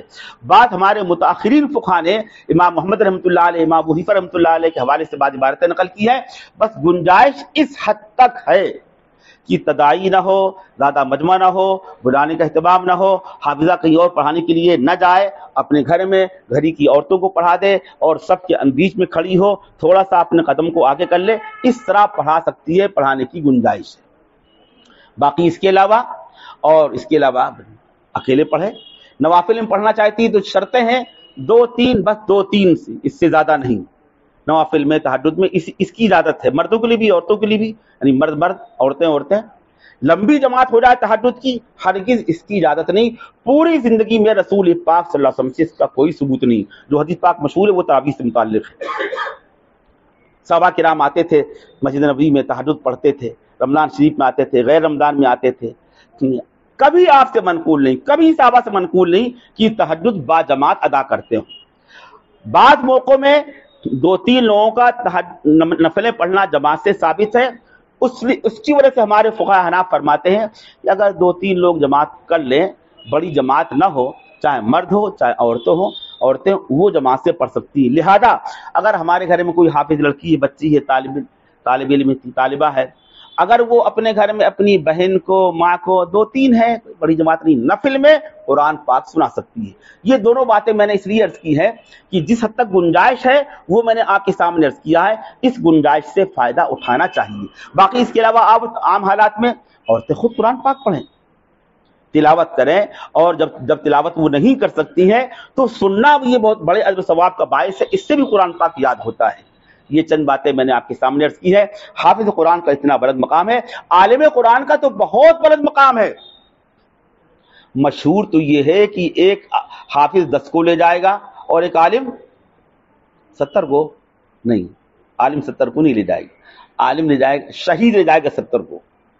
شہید کا مقام یہ کہ اس کی سفارش کے نتیجے میں ایسے 70 لوگ جن کے لیے دوزخ میں جانے کا فیصلہ کیا جا چکا ہے، تو وہ سفارش کرے گا، اس کی سفارش کے نتیجے میں وہ 70 لوگوں کو جنت میں لے جائے گا۔ رہ گیا عالم اور بزرگ و شیخ، عجیب بات ہے، اللہ کی شان ہے۔ بس اسی کو کہہ بات ختم کرتے ہیں انشاءاللہ۔ فرماتے ہیں عسیٰ ان یبعثک ربک مقاما محمودا، معرف القرآن میں حدیث پاک نقل کی ہے، اور تفسیر مدھری میں قاضی ثناء اللہ صاحب پانی پتی رحمۃ اللہ علیہ نقل فرمائی ہے دارمی کے حوالے سے۔ فرماتے ہیں کہ کل قیامت کے دن سب سے زیادہ جو استحقاق ہوگا شفاعت کا، جن کی سفارش قبول کی جائے گی، نبیوں کے بعد سب سے بلند مقام علماء کرام کا ہوگا۔ اور روایت میں ہے کیا، اللہ تعالیٰ ایک عالم دین سے کہے گا تم کرو سفارش، کن کی سفارش کرتے ہو؟ سفارش کرو تم جن کی سفارش کر، تم جن کے حق میں سفارش کرو گے، جن کو تم نے فیض پہنچایا۔ آگے حضور پاک کے الفاظ جس کا ترجمہ عرض کر رہا ہوں، میں ان سب کے حق میں تمہاری سفارش کروں گا اے عالم، میں ان سب کے حق میں تمہاری سفارش قبول کروں گا اگرچہ ان کی تعداد آسمان کے ستاروں کے برابر ہو۔ یہ عالم دین کا مقام، عالم دین کا مقام یہ ہے۔ تفسیر مدھری میں حدیث پاک نقل کی ہے۔ عالم کا مقام تو یہ ہوا، لیکن شیخ، بزرگ، صلحاء، اللہ والے حضرات، ان کی صحبت معمولی صحبت نہیں۔ اللہ نے حکم دیا یا ایھا الذین آمنوا اتقوا اللہ وکونوا مع الصادقین۔ یہ صادقین جو ہے نا، جب جنتی جنت میں چلے جائیں گے تو کہیں گے اللہ ہمیں بدبان حال، کہیں گے بدبان قال یا بدبان حال، جنت میں اچھا نہیں لگ رہا، مزہ نہیں آ رہا۔ کیوں؟ اے اللہ ہمارے جو ساتھی تھے دنیا میں، ہم کو ساتھ میں رہتے تھے، حدیث پاک کے جو الفاظ ہیں، ہم ساتھ میں روزہ رکھتے تھے، ہم ساتھ میں حج کرتے تھے۔ مسلم شریف کتاب الایمان میں یہ روایت موجود ہے، یہاں پر جنت دوزخ کا تذکرہ ہے۔ وہ کہیں گے اللہ تعالیٰ وہ حج میں ہمارے ساتھ تھے، روزے ہمارے ساتھ تھے۔ روزے میں ساتھ کا مطلب کیا؟ ارے افطاری سحری میں ساتھ تھے، یہ تو بطور مثال کے ہے۔ ہم ساتھ ہوتے، سفر میں ساتھ، کھانے پینے میں ساتھ، اور موقعوں میں ساتھ، ہمارے رفقا میں تھے، ہمارے یار احباب دوست تھے، ہم ساتھ رہا کرتے تھے، وہ ہم کو جنت میں نظر نہیں آ رہے۔ ان سے کہا جائے گا فرشتوں کے واسطے سے یا اللہ کی طرف سے ان کو جواب دیا جائے گا، اپنی بدعمالی کی بنا پر، اپنے کرتوت کی بنا پر ان کو دوزخ میں رسید کر دیا گیا، دوزخ میں جل بل رہے۔ وہ کہیں گے اللہ تعالیٰ ان کے بغیر تو نہیں اچھا لگ رہا، ان کے بغیر تو نہیں اچھا لگ رہا۔ اور یہ موقع ہوگا کہ اللہ تعالیٰ جنتیوں کی سفارش قبول کرے گا، ان کے نخرے برداشت کرے گا، وہ جو کہیں گے اللہ تعالیٰ ان کی سنے گا۔ اور کہیں اللہ تعالیٰ ان کے بغیر نہیں اچھا لگ رہا، تو اللہ تعالیٰ کہے گا جاؤ اچھا نکال لاؤ ان کو، جن کو تم پہچانتے ہو، جن کو چاہو، جتنوں کو چاہو، جو تمہاری یار احباب دوست تھے، جو تمہارے تعلق والے ملنے جلنے، جاؤ ان سب کو لے جاؤ۔ کیا اس کی شکل ہوگی؟ حضور پاک نے اس کو بیان نہیں فرمایا۔ یہ جائیں گے چن چن کر کے، ایک ایک کو، سب کو دوزخ سے نکال کر جنت میں داخل کریں گے۔ تعداد بیان نہیں کی، 70 نہیں، 10 نہیں، 1000 نہیں۔ اسی لیے کہا جاتا ہے اللہ والوں سے تعلق رکھو، اللہ والوں سے تعلق قائم کرو۔ یہ پیری مریدی، بیعت، ارشاد کا تعلق ہے نا، یہ معمولی فائدے اس کے نہیں ہے، کڑے سے کڑا مل جاتا ہے، تعلق نصیب ہوتا ہے۔ دنیا میں اس کا فائدہ یہ ہوا کرتا ہے، امام شافعی رحمۃ اللہ علیہ کا شعر ہے، احب الصالحین ولست منہم لعل اللہ یرزقنی صلاحا۔ میں خود تو نیک نہیں ہوں لیکن لوگوں سے محبت رکھتا ہوں، شاید اللہ تعالیٰ مجھے نیکی نصیب فرما دے، شاید میں بھی نیک بن جاؤں۔ حکیم الامت حضرت مولانا اشرف علی تھانوی رحمۃ اللہ علیہ فرماتے ہیں بزرگوں سے تعلق رکھنے میں، بیعت، ارشاد، تعلق رکھنا، بزرگوں سے اصلاحی تعلق، بڑا فائدہ اس کا یہ ہوتا ہے کہ ان کی صحبت سے، صحبت کی برکت سے باطن میں، قلب میں ایک ایسی حالت، کیفیت، ایک ایسا نور پیدا ہوتا ہے کہ اس کی وجہ سے آدمی مردودیت سے اور مرتد ہونے سے بچ جاتا ہے۔ حضرت تھانوی رحمۃ اللہ نے لکھا ہے، حسن العزیز جلد اول میں یہ بات لکھی ہوئی ہے، بہت بڑی بات ہے۔ اب تقدیر مبرم اس کو کوئی نہیں جان سکتا۔ آپ کا حضور پاک کی صحبت نصیب تھی باتوں کو، حضور پاک کی وفات کے بعد بعض لوگ مرتد ہو گئے، تقدیر مبرم کو نہیں ڈر سکتا۔ تو بزرگوں کی صحبت کا بڑا فائدہ، دنیا میں تو یہ فائدہ ہمارا حال درست ہو جائے گا۔ اسی واسطے کہا گیا ہے اتقوا اللہ وکونوا مع الصادقین۔ اور حضور پاک نے فرمایا الرجل علی دین خلیلہ فلینظر احدکم من یخالل۔ آدمی اپنے دوست کے نقش قدم پر چلتا ہے، اس کی دینداری کو اختیار کرتا ہے، ہر شخص کو چاہیے غور کر لے، دیکھ لے، مراقبہ کر لے اس کی یار احباب، دوست، ساتھی، اہل تعلق کیسے ہیں۔ فلینظر احدکم من یخالل، کس سے دوستی کر رہا ہے۔ دنیا کا فائدہ تو یہ ہوگا، آخرت کا فائدہ کیا ہوگا وہی میں نے آپ کے سامنے عرض کیا۔ مسلم شریف کی روایت ہے. حاجی امداد اللہ صاحب مہاجر مکی رحمۃ اللہ علیہ فرمایا کرتے تھے بھائی لوگ میرے پاس بیعت کے لیے آتے میں ان کو بیعت کر لیا کرتا ہوں, تو میں تو یہ سوچتا ہوں کہ اگر یہ اللہ کا بندہ مقبول ہو گیا, میں گرفت میں آ گیا, تو مرید اپنے پیر کو لے جائے گا جنت میں. کیسی تواضع تھی حاجی صاحب کی. یہ ہمارے اکابر ہمارے مشائخ ہیں.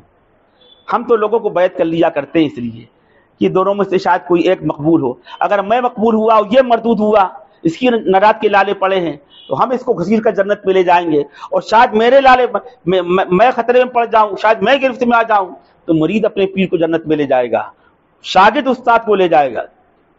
یہ حاجی صاحب کی سوچ یہ تھی. تو بھائی یہ اللہ والوں سے تعلق رکھنا چاہیے, اصلاحی تعلق. حضرت تھانوی رحمۃ اللہ علیہ فرماتے ہیں کہ اگر تمہاری نگاہ میں کوئی اللہ والا نہیں جچ رہا ہے, نہیں تعلق ہو پا رہا ہے, دوری بہت ہے, ملاقات نہیں ہو سکتی, یا تمہاری نگاہ کے اعتبار سے کوئی ایسا بزرگ نہیں ہے جس سے اصلاحی تعلق قائم کیے جائے, لوگ سمجھتے خالی بیعت کافی ہے. ارے بھائی بیعت کا مقصد یہ تھوڑی ہے. بیعت کا مطلب اصلاحی تعلق, اپنے احوال عرض کرو شیخ سے. برکت برکت, حالانکہ وہ بھی فائدے سے خالی نہیں, فائدہ اس کا بھی ہے. سلسلے میں داخل ہو گئے تو اس کا بھی فائدہ ہوگا, آخرت میں بھی ہوگا, لیکن اصل جو مقصد ہے اصلاحی تعلق, اپنے رذائل, اپنے معائب, اپنے باطنی عیوب کو شیخ کے سامنے بیان کرو. ایک صحابیہ کہنے لگے یا رسول اللہ بدکاری کا, زنا کرنے کا جی چاہتا ہے. آپ نے ڈانٹا نہیں, دھتکارا نہیں, بیٹھو بیٹھو بیٹھو, سمجھایا اس کو, طویل حدیث پاک. ایک اور صحابیہ کہنے لگے یا رسول اللہ, کئی صحابہ نے کہا ایسے خیالات دل میں آتے ہیں, گندے گندے خیالات, لگتا کہ جل کر کے راکھ و خاک ہو جاؤں, کوئلہ ہو جاؤں, مجھے گوارا ہے, زبان سے اس کو کہنا گوارا نہیں کرتا. آپ نے فرمایا اچھا کیا تم اس کو برا سمجھتے ہو؟ بہت بری حالت سمجھ رہے صحابہ کرام, رو رہے تھے. آپ نے فرمایا ارے ذاک صریح الایمان, تو صریح ایمان شیطان تم کو پریشان کرنے کے لیے ایسا کرتا ہے. شیخ نے علاج کیا. حضرت حنظلہ رضی اللہ تعالیٰ عنہ آئے, روتے ہوئے آئے, راستے ملے صدیق اکبر. ترمذی شریف جلسانی میں روایت موجود ہے. کہیں کیا بات بھائی کیوں رو رہے ہو؟ ابو بکر صدیق نے کہا ارے کیا بتاؤں, ہم تو منافق ہو گئے. نافق حنظلہ, نافق حنظلہ, اپنی فکر تھی. مولانا صدیق صاحب رحمۃ اللہ علیہ فرمایا کرتے تھے, بہت کہتے تھے درس قرآن دیتے ہوئے, جب تک تم اپنی فکر کرو گے, اپنے دامن کو دیکھو گے, اپنے سینے کو دیکھو گے, ہم کیسے, ہم سے کتنی غلطیاں ہوتی, تو خیر ہے عافیت. تم کو اپنے گناہ, اپنے قصور, اپنے معائب تم کو نظر آئیں گے. اور اگر تم نے نگاہ اٹھا کر کہا, اور اگر تم نے اپنی طرف سے نگاہ ہٹا لی, کہا وہ ایسا, وہ ایسا, وہ مدرسہ ایسا, وہ ادارہ ایسا, وہ تحریک ایسی, فلاں ایسا, فلاں جماعت ایسی, برباد ہوئی, گئے کام سے. صحابہ کرام کی شان یہ تھی کہ اپنے پر ان کی نظر تھی. کہ نافق حنظلہ, حنظلہ منافق ہو گیا. یعنی بھائی کیسے منافق ہو گئے؟ کہنے ارے حضور پاک کے سامنے ہوتے ہیں جنت دوزخ سامنے, آپ کے سامنے حال کچھ اور ہوتا ہے. گھر جاتا ہوں, بیوی بچوں مشغول ہو جاتا ہوں, تو حال کچھ اور ہوتا ہے.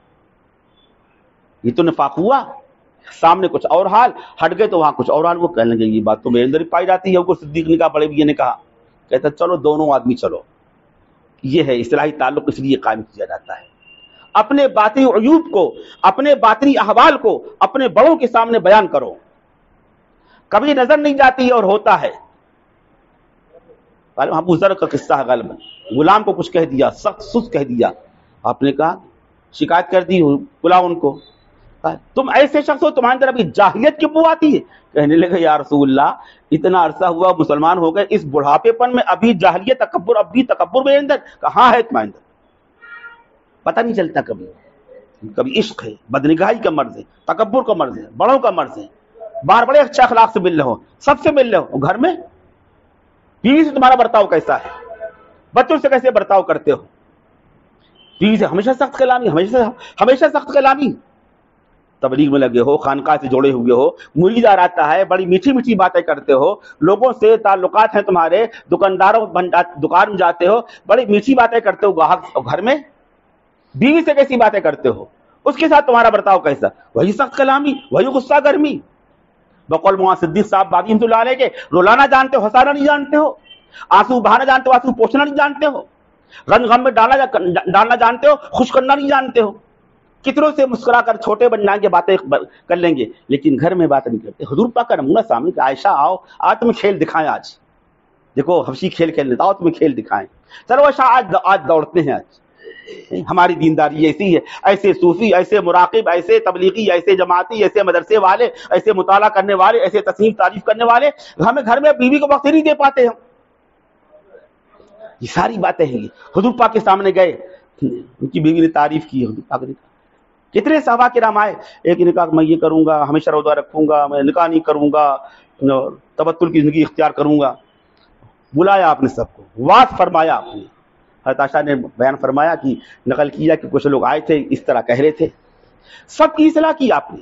میں تم میں سب سے بڑا بزرگ ہوں، تم میں سب سے زیادہ اللہ سے ڈرنے والا ہوں، میں یہ بھی کرتا ہوں، میں یہ بھی کرتا ہوں، میں یہ بھی کرتا ہوں. تو بسا اوقات اخلاص ہوتا ہے، طلب صادق ہوتی ہے، دینی نقطہ نظر سے آدمی حدود سے تعدی کر جاتا ہے. حدود سے تعدی خطرہ وہاں بھی ہوا، حضور پاک نے اصلاح فرمائی. تو بھائی بزرگوں سے تعلق اس لیے رکھا تھا، اپنے احوال عرض کرو، بیان کرو، اور ایسے بزرگ سے تعلق قائم کرو جس سے تم اپنے احوال بیان کر سکو. لوگوں نے سمجھا خالی تصوف کا اور پیری مریدی کا بیعت کا حاصل کیا ہے، خالی مراقبہ کر لو، اللہ کی ضربیں لگا لو، خالی بیعت ہو جا. نہیں، یہ کافی نہیں ہے، کچھ برکت حاصل ہو جائے گی. اصل چیز ہے اپنے باطنی عیوب کو، رذائل کو بیان کرو ان کے سامنے، وہ تمہارا علاج کریں گے، اصلاح کریں گے. مولانا عبد الماجد دریابادی رحمۃ اللہ علیہ کہتے ہیں کہ میں نے لکھا حضرت تھانوی رحمۃ اللہ علیہ کو، حضرت ہم دیکھتے ہیں لوگوں کو وہ اپنی بیوی سے علیحدہ ہو کر کے 2 دن 3 4 دن کیا ایک ہفتہ 2 ہفتہ الگ رہ لیتے ہیں، اور میں 2 دن بغیر بیوی کے نہیں رہ پاتا ہوں. اپنا ایک نقص لکھا، عیب لکھا. ہماری اصلاح فرما دیے. اصلاح تعلق ان سے تھا بیعت مدنی رحمۃ اللہ علیہ سے. حضرت تھانوی اللہ نے جواب لکھا، جس کو تم نقص سمجھ رہے ہو یہ نقص نہیں ہے، یہ عیب نہیں ہے، یہ کمال تقویٰ کی علامت ہے. یہ علامت اس بات کی کہ تمہاری نگاہ بہکتے نہیں، تمہاری نگاہ محدود و منحصر ہے، جائز موقع میں بیوی تک محدود ہے. جب تقویٰ بڑھتا ہے تو یہ بات پیدا ہو جاتی ہے. وہ کچھ اور سمجھ رہے تھے اور حضرت تھانوی نے کچھ اور فرمایا. یہ تو چند مثالیں میں نے دی ہیں. بہرحال بزرگوں سے تعلق رکھنا چاہیے، برابر تعلق رکھنا چاہیے. ہم سب اس کے محتاج ہیں، وہ ہماری اصلاح کریں گے. اور یہ متفرق باتیں میں نے آپ کے سامنے عرض کی ہیں. بھائی کتنا وقت ہو گیا؟ گھڑی بھی تو نہیں ہے کیا؟ وقت زیادہ ہو گیا. اور کوئی بات تو نہیں کچھ کہنا؟ آپ تو تجویز والی بات، تفویض والی بات کہہ رہے ہیں. تو بھائی یہ ہماری معلمات ہیں، اور یہ معمولی چیز نہیں ہے. ماں صدیق رحمۃ اللہ علیہ کہا کرتے تھے مدرسے والے ہم تنخواہ کتنی دیں گے؟ چپراسی کی تنخواہ اس سے زیادہ نہیں دی. چپراسی کی تنخواہ ہمارے مدرسے کے جو معلمین ہیں اور معلمات ہیں ان کی جتنی تنخواہیں ہوتی ہیں، ایک جھاڑو دینے والا روڈ پر ہے اس کی تنخواہ ان کی زیادہ ہوتی ہے. تو مولانا صدیق صاحب رحمۃ اللہ علیہ اپنے مدرسے کے اساتذہ سے فرماتے تھے ہم تم کو کیا دیتے ہیں، کیا دے سکتے ہیں؟ اصل تو تم کو اللہ دے گا، اصل تم کو اللہ دے گا. یہ تو دنیا میں کام چلانے کے لیے تھوڑی سی ہم دے رہے ہیں، تمہارا اجر یہ نہیں ہے، تمہارا اجر تو اللہ کی ہاں اللہ دے گا تم کو. تو بھائی جو مدرسے میں پڑھانے والے مرد ہوں خواتین ہوں سب کو یہی سب سوچنا چاہیے. ایک بات اور فرمایا کرتے تھے اللہ تعالیٰ جب اختیار دے گا حافظ قرآن کو، لڑکا ہو یا لڑکی ہو، حافظہ کو اختیار دیا گیا، حافظ کو اختیار دیا گیا کہ چلو 10 لوگوں کو تم جنت میں لے جاؤ. حضرت مولانا صدیق رحمۃ اللہ علیہ فرماتے تھے کہ بتاؤ کیا اپنے ماں کو چھوڑ دے گا، اپنے باپ کو چھوڑ دے گا حافظ؟ کیا وہ حافظہ لڑکی کیا اپنی ماں کو چھوڑ دے گی، اپنے باپ کو چھوڑ دے گی؟ جس معلمہ نے اس کی استاد نے اس کے معلمہ نے محنت کی ہے، دن رات ایک کیا ہے، قرآن پاک سنا کرتی تھی، ایک بیٹھک میں پورا قرآن پاک سنا. باہر سے آنے والی معلمات نے اور دوسری معلمات نے اتنی محنت کی، کیا وہ متعلمہ کیا متعلمہ اپنی معلمہ کو چھوڑ دے گی؟ وہ تو خود ہی جنت میں جائیں گی بالفرض. اگر کچھ غلطیاں کوتاہیاں ایسی ہو گئی، یہ متعلمہ سب کو لے کر جائے گی، اپنے ماں کو لے کر جائے گی، اپنے باپ کو لے کر جائے گی، اپنی معلمہ کو لے کر جائے گی. بہت بڑی بات ہے یہ جملہ مولانا صدیق رحمۃ اللہ علیہ کا. جس لڑکے کو پڑھایا اس کے استاد نے، کیا اپنے استاد کو بھول جائے گا؟ 4 سال تک محنت کی، قرآن پاک سنا، محنت کی، مجھ پر وقت خرچ کیا، مجاہدہ کیا، تنخواہ لینے سے ثواب میں کمی نہیں آتی. کیا یہ لڑکا حافظ قرآن کیا اپنے ماں کو بھول جائے گا، باپ کو بھول جائے گا، اپنے استاد کو بھول جائے گا؟ پہلے ان کو لے کر جائے گا، بعد میں اور ان کو بھی لے کر جائے گا. اور جو لوگ ماشاءاللہ عالم دین ہیں، عالم کورس حاصل کیا ہے، عالم کورس کیا ہے، ان کے فضائل بیان کر دیے تو بہت بڑا جو ثواب. بڑے ثواب کا باعث ہے. دنیا کے حالات جیسے چل رہے ہیں سب کے سامنے ہیں. حضور پاک صلی اللہ علیہ وسلم فرماتے ہیں اس قرآن پاک کے ذریعے اللہ تعالیٰ قوموں کو عروج نصیب کرے گا. اب کہیں یہاں قرآن پاک پڑھ رہے ہیں کیا کیسے عروج؟ نہیں، اللہ کے نبی نے فرمایا ہے حالات جیسے سخت ترین حالات آ رہے ہیں، سخت ترین حالات. قسم خدا پاک کی حضور پاک کی بات غلط نہیں ہو سکتی. قرآن پاک کے پڑھنے پڑھانے سے، انہی مدارس کے ذریعے سے اللہ کی رحمت کا نزول ہوگا، حالات بدلیں گے، حالات میں انقلاب آئے گا، اللہ کی نصرت آئے گی، اللہ کی مدد آئے گی. تو یہ قرآن پڑھنے پڑھانے والے معمولی نہیں، یہ امت کی حفاظت کا ذریعہ، ملک میں امن و امان کے قائم ہونے کا ذریعہ، ملک کی سلامتی کا ذریعہ ہے. اور یہ مدارس چاہے بچے پڑھنے والے ہوں چاہے بچیاں پڑھنے والی. بس اخیر میں ایک بات یہ عرض کرتا ہوں، بس اس کی بات پھر ختم کر رہا ہوں کہ ہماری یہ جو مدرسے میں پڑھنے والی طالبات ہیں ان کو ایک بات کہتا ہوں، اور وہ بات میری نہیں ہے، مولانا صدیق صاحب کی بات ہے. مولانا صدیق صاحب کی نہیں ہے، دین و شریعت کی بات ہے، قرآن حدیث کی بات ہے. جب طلباء گھر جانے والے ہوتے تھے، طالبات گھر جانے والی ہیں، مولانا صدیق صاحب اللہ علیہ ایک نصیحت کرتے تھے. وہ نصیحت میں نقل کر رہا ہوں حضرت کی. گھر جا رہے ہو، گھر جا رہی ہو، گھر جا کر تم کو کیسے رہنا ہے؟ لڑکوں سے کہتے تھے خادم بن کر رہنا ہے، آرام طلبی کا مزاج مت بنانا. حدیث پاک کا پیغام حضور پاک کا ایاکم والتنعم، اپنے آپ کو عیش پرستی سے بچانا، تنعم پرستی کا مزاج مت بنانا. فإن عباد اللہ لیسوا بالمتنعمین، اللہ کے نیک بندے عیش پرست تنعم پرست نہیں ہوتے، ہمیشہ عیش پرست عیش پرست. محنت کے مجاہدے کے عادی بنو. ایک حدیث پاک میں آیا اور تلاش کرتا رہا کہاں ملی، خیر مل گئی. حضرت تھانوی اس کو نقل کیا ہے. کبھی کبھی ننگے پیر چلا کرو. اب کہاں چلیں گے؟ روڈ میں چلیں گے. ارے اتباع سنت میں کبھی گھر کے سامنے کوئی پارک ہے، کبھی چلو میدان ہے، کبھی اکیلے چل لو. حضرت تھانوی صلی اللہ علیہ ایک مرتبہ سفر میں گئے، ان کی چپل چوری ہو گئی، کھو گئی کہیں، تو ننگے پیر چل رہے تھے کہ الحمدللہ آج اس حدیث پاک پر عمل ہو رہا ہے. ہمارے کابر کیسے کیسے تھے. مولانا صدیق صاحب بادی اللہ علیہ ہمارے یہاں ضلع کانپور میں گئے، بریلویوں نے، بدعتیوں نے، مخالفین نے آدائے اسلام، آدائے اہل سنت والجماعت کہہ لیجیے، پوری لائٹ گل کر دی اوپر سے پیسے دے کر کے. اندھیرا ہو گیا اور چاروں طرف سے پتھر پتھر پتھر تاک تاک کر مولانا صدیق صاحب کو مارے گئے. اللہ نے بچایا. ایک شخص ایسے اون گیا آپ کے اوپر، اس کے پتھر لگتے رہے، مولانا صدیق صاحب محفوظ رہے. بعد میں ایک جملہ کہا مولانا صدیق صاحب اللہ علیہ، میں چھوٹا تھا اس کو پڑھتا تھا ایک کمرے میں، چند لوگ مجمع منتشر ہو گیا، کہہ لیں گے الحمدللہ طائف کا واقعہ ہم پڑھا کرتے تھے، سنتے تھے، پڑھتے تھے، الحمدللہ آج ایک سنت ادا ہوگی، طائف کی سنت ادا ہوگی. آج طائف کی سنت اللہ نے ہم سے ادا کرا دی. ہم کھانے کی سنت ادا کرتے تھے، سونے کی، پیشاب پخانے کی سنتیں ہم تو ادا کرتے تھے، لیکن آج الحمدللہ اللہ کا شکر، اس کا احسان، آج طائف کی سنت بھی ادا ہو گئی. آج تمہارے اکابر تو ایسے تھے. تو بہرحال فرمایا کرتے تھے، انہی کی نصیحت ہے کہ بھائی گھر جانا تو خادم بن کر رہنا.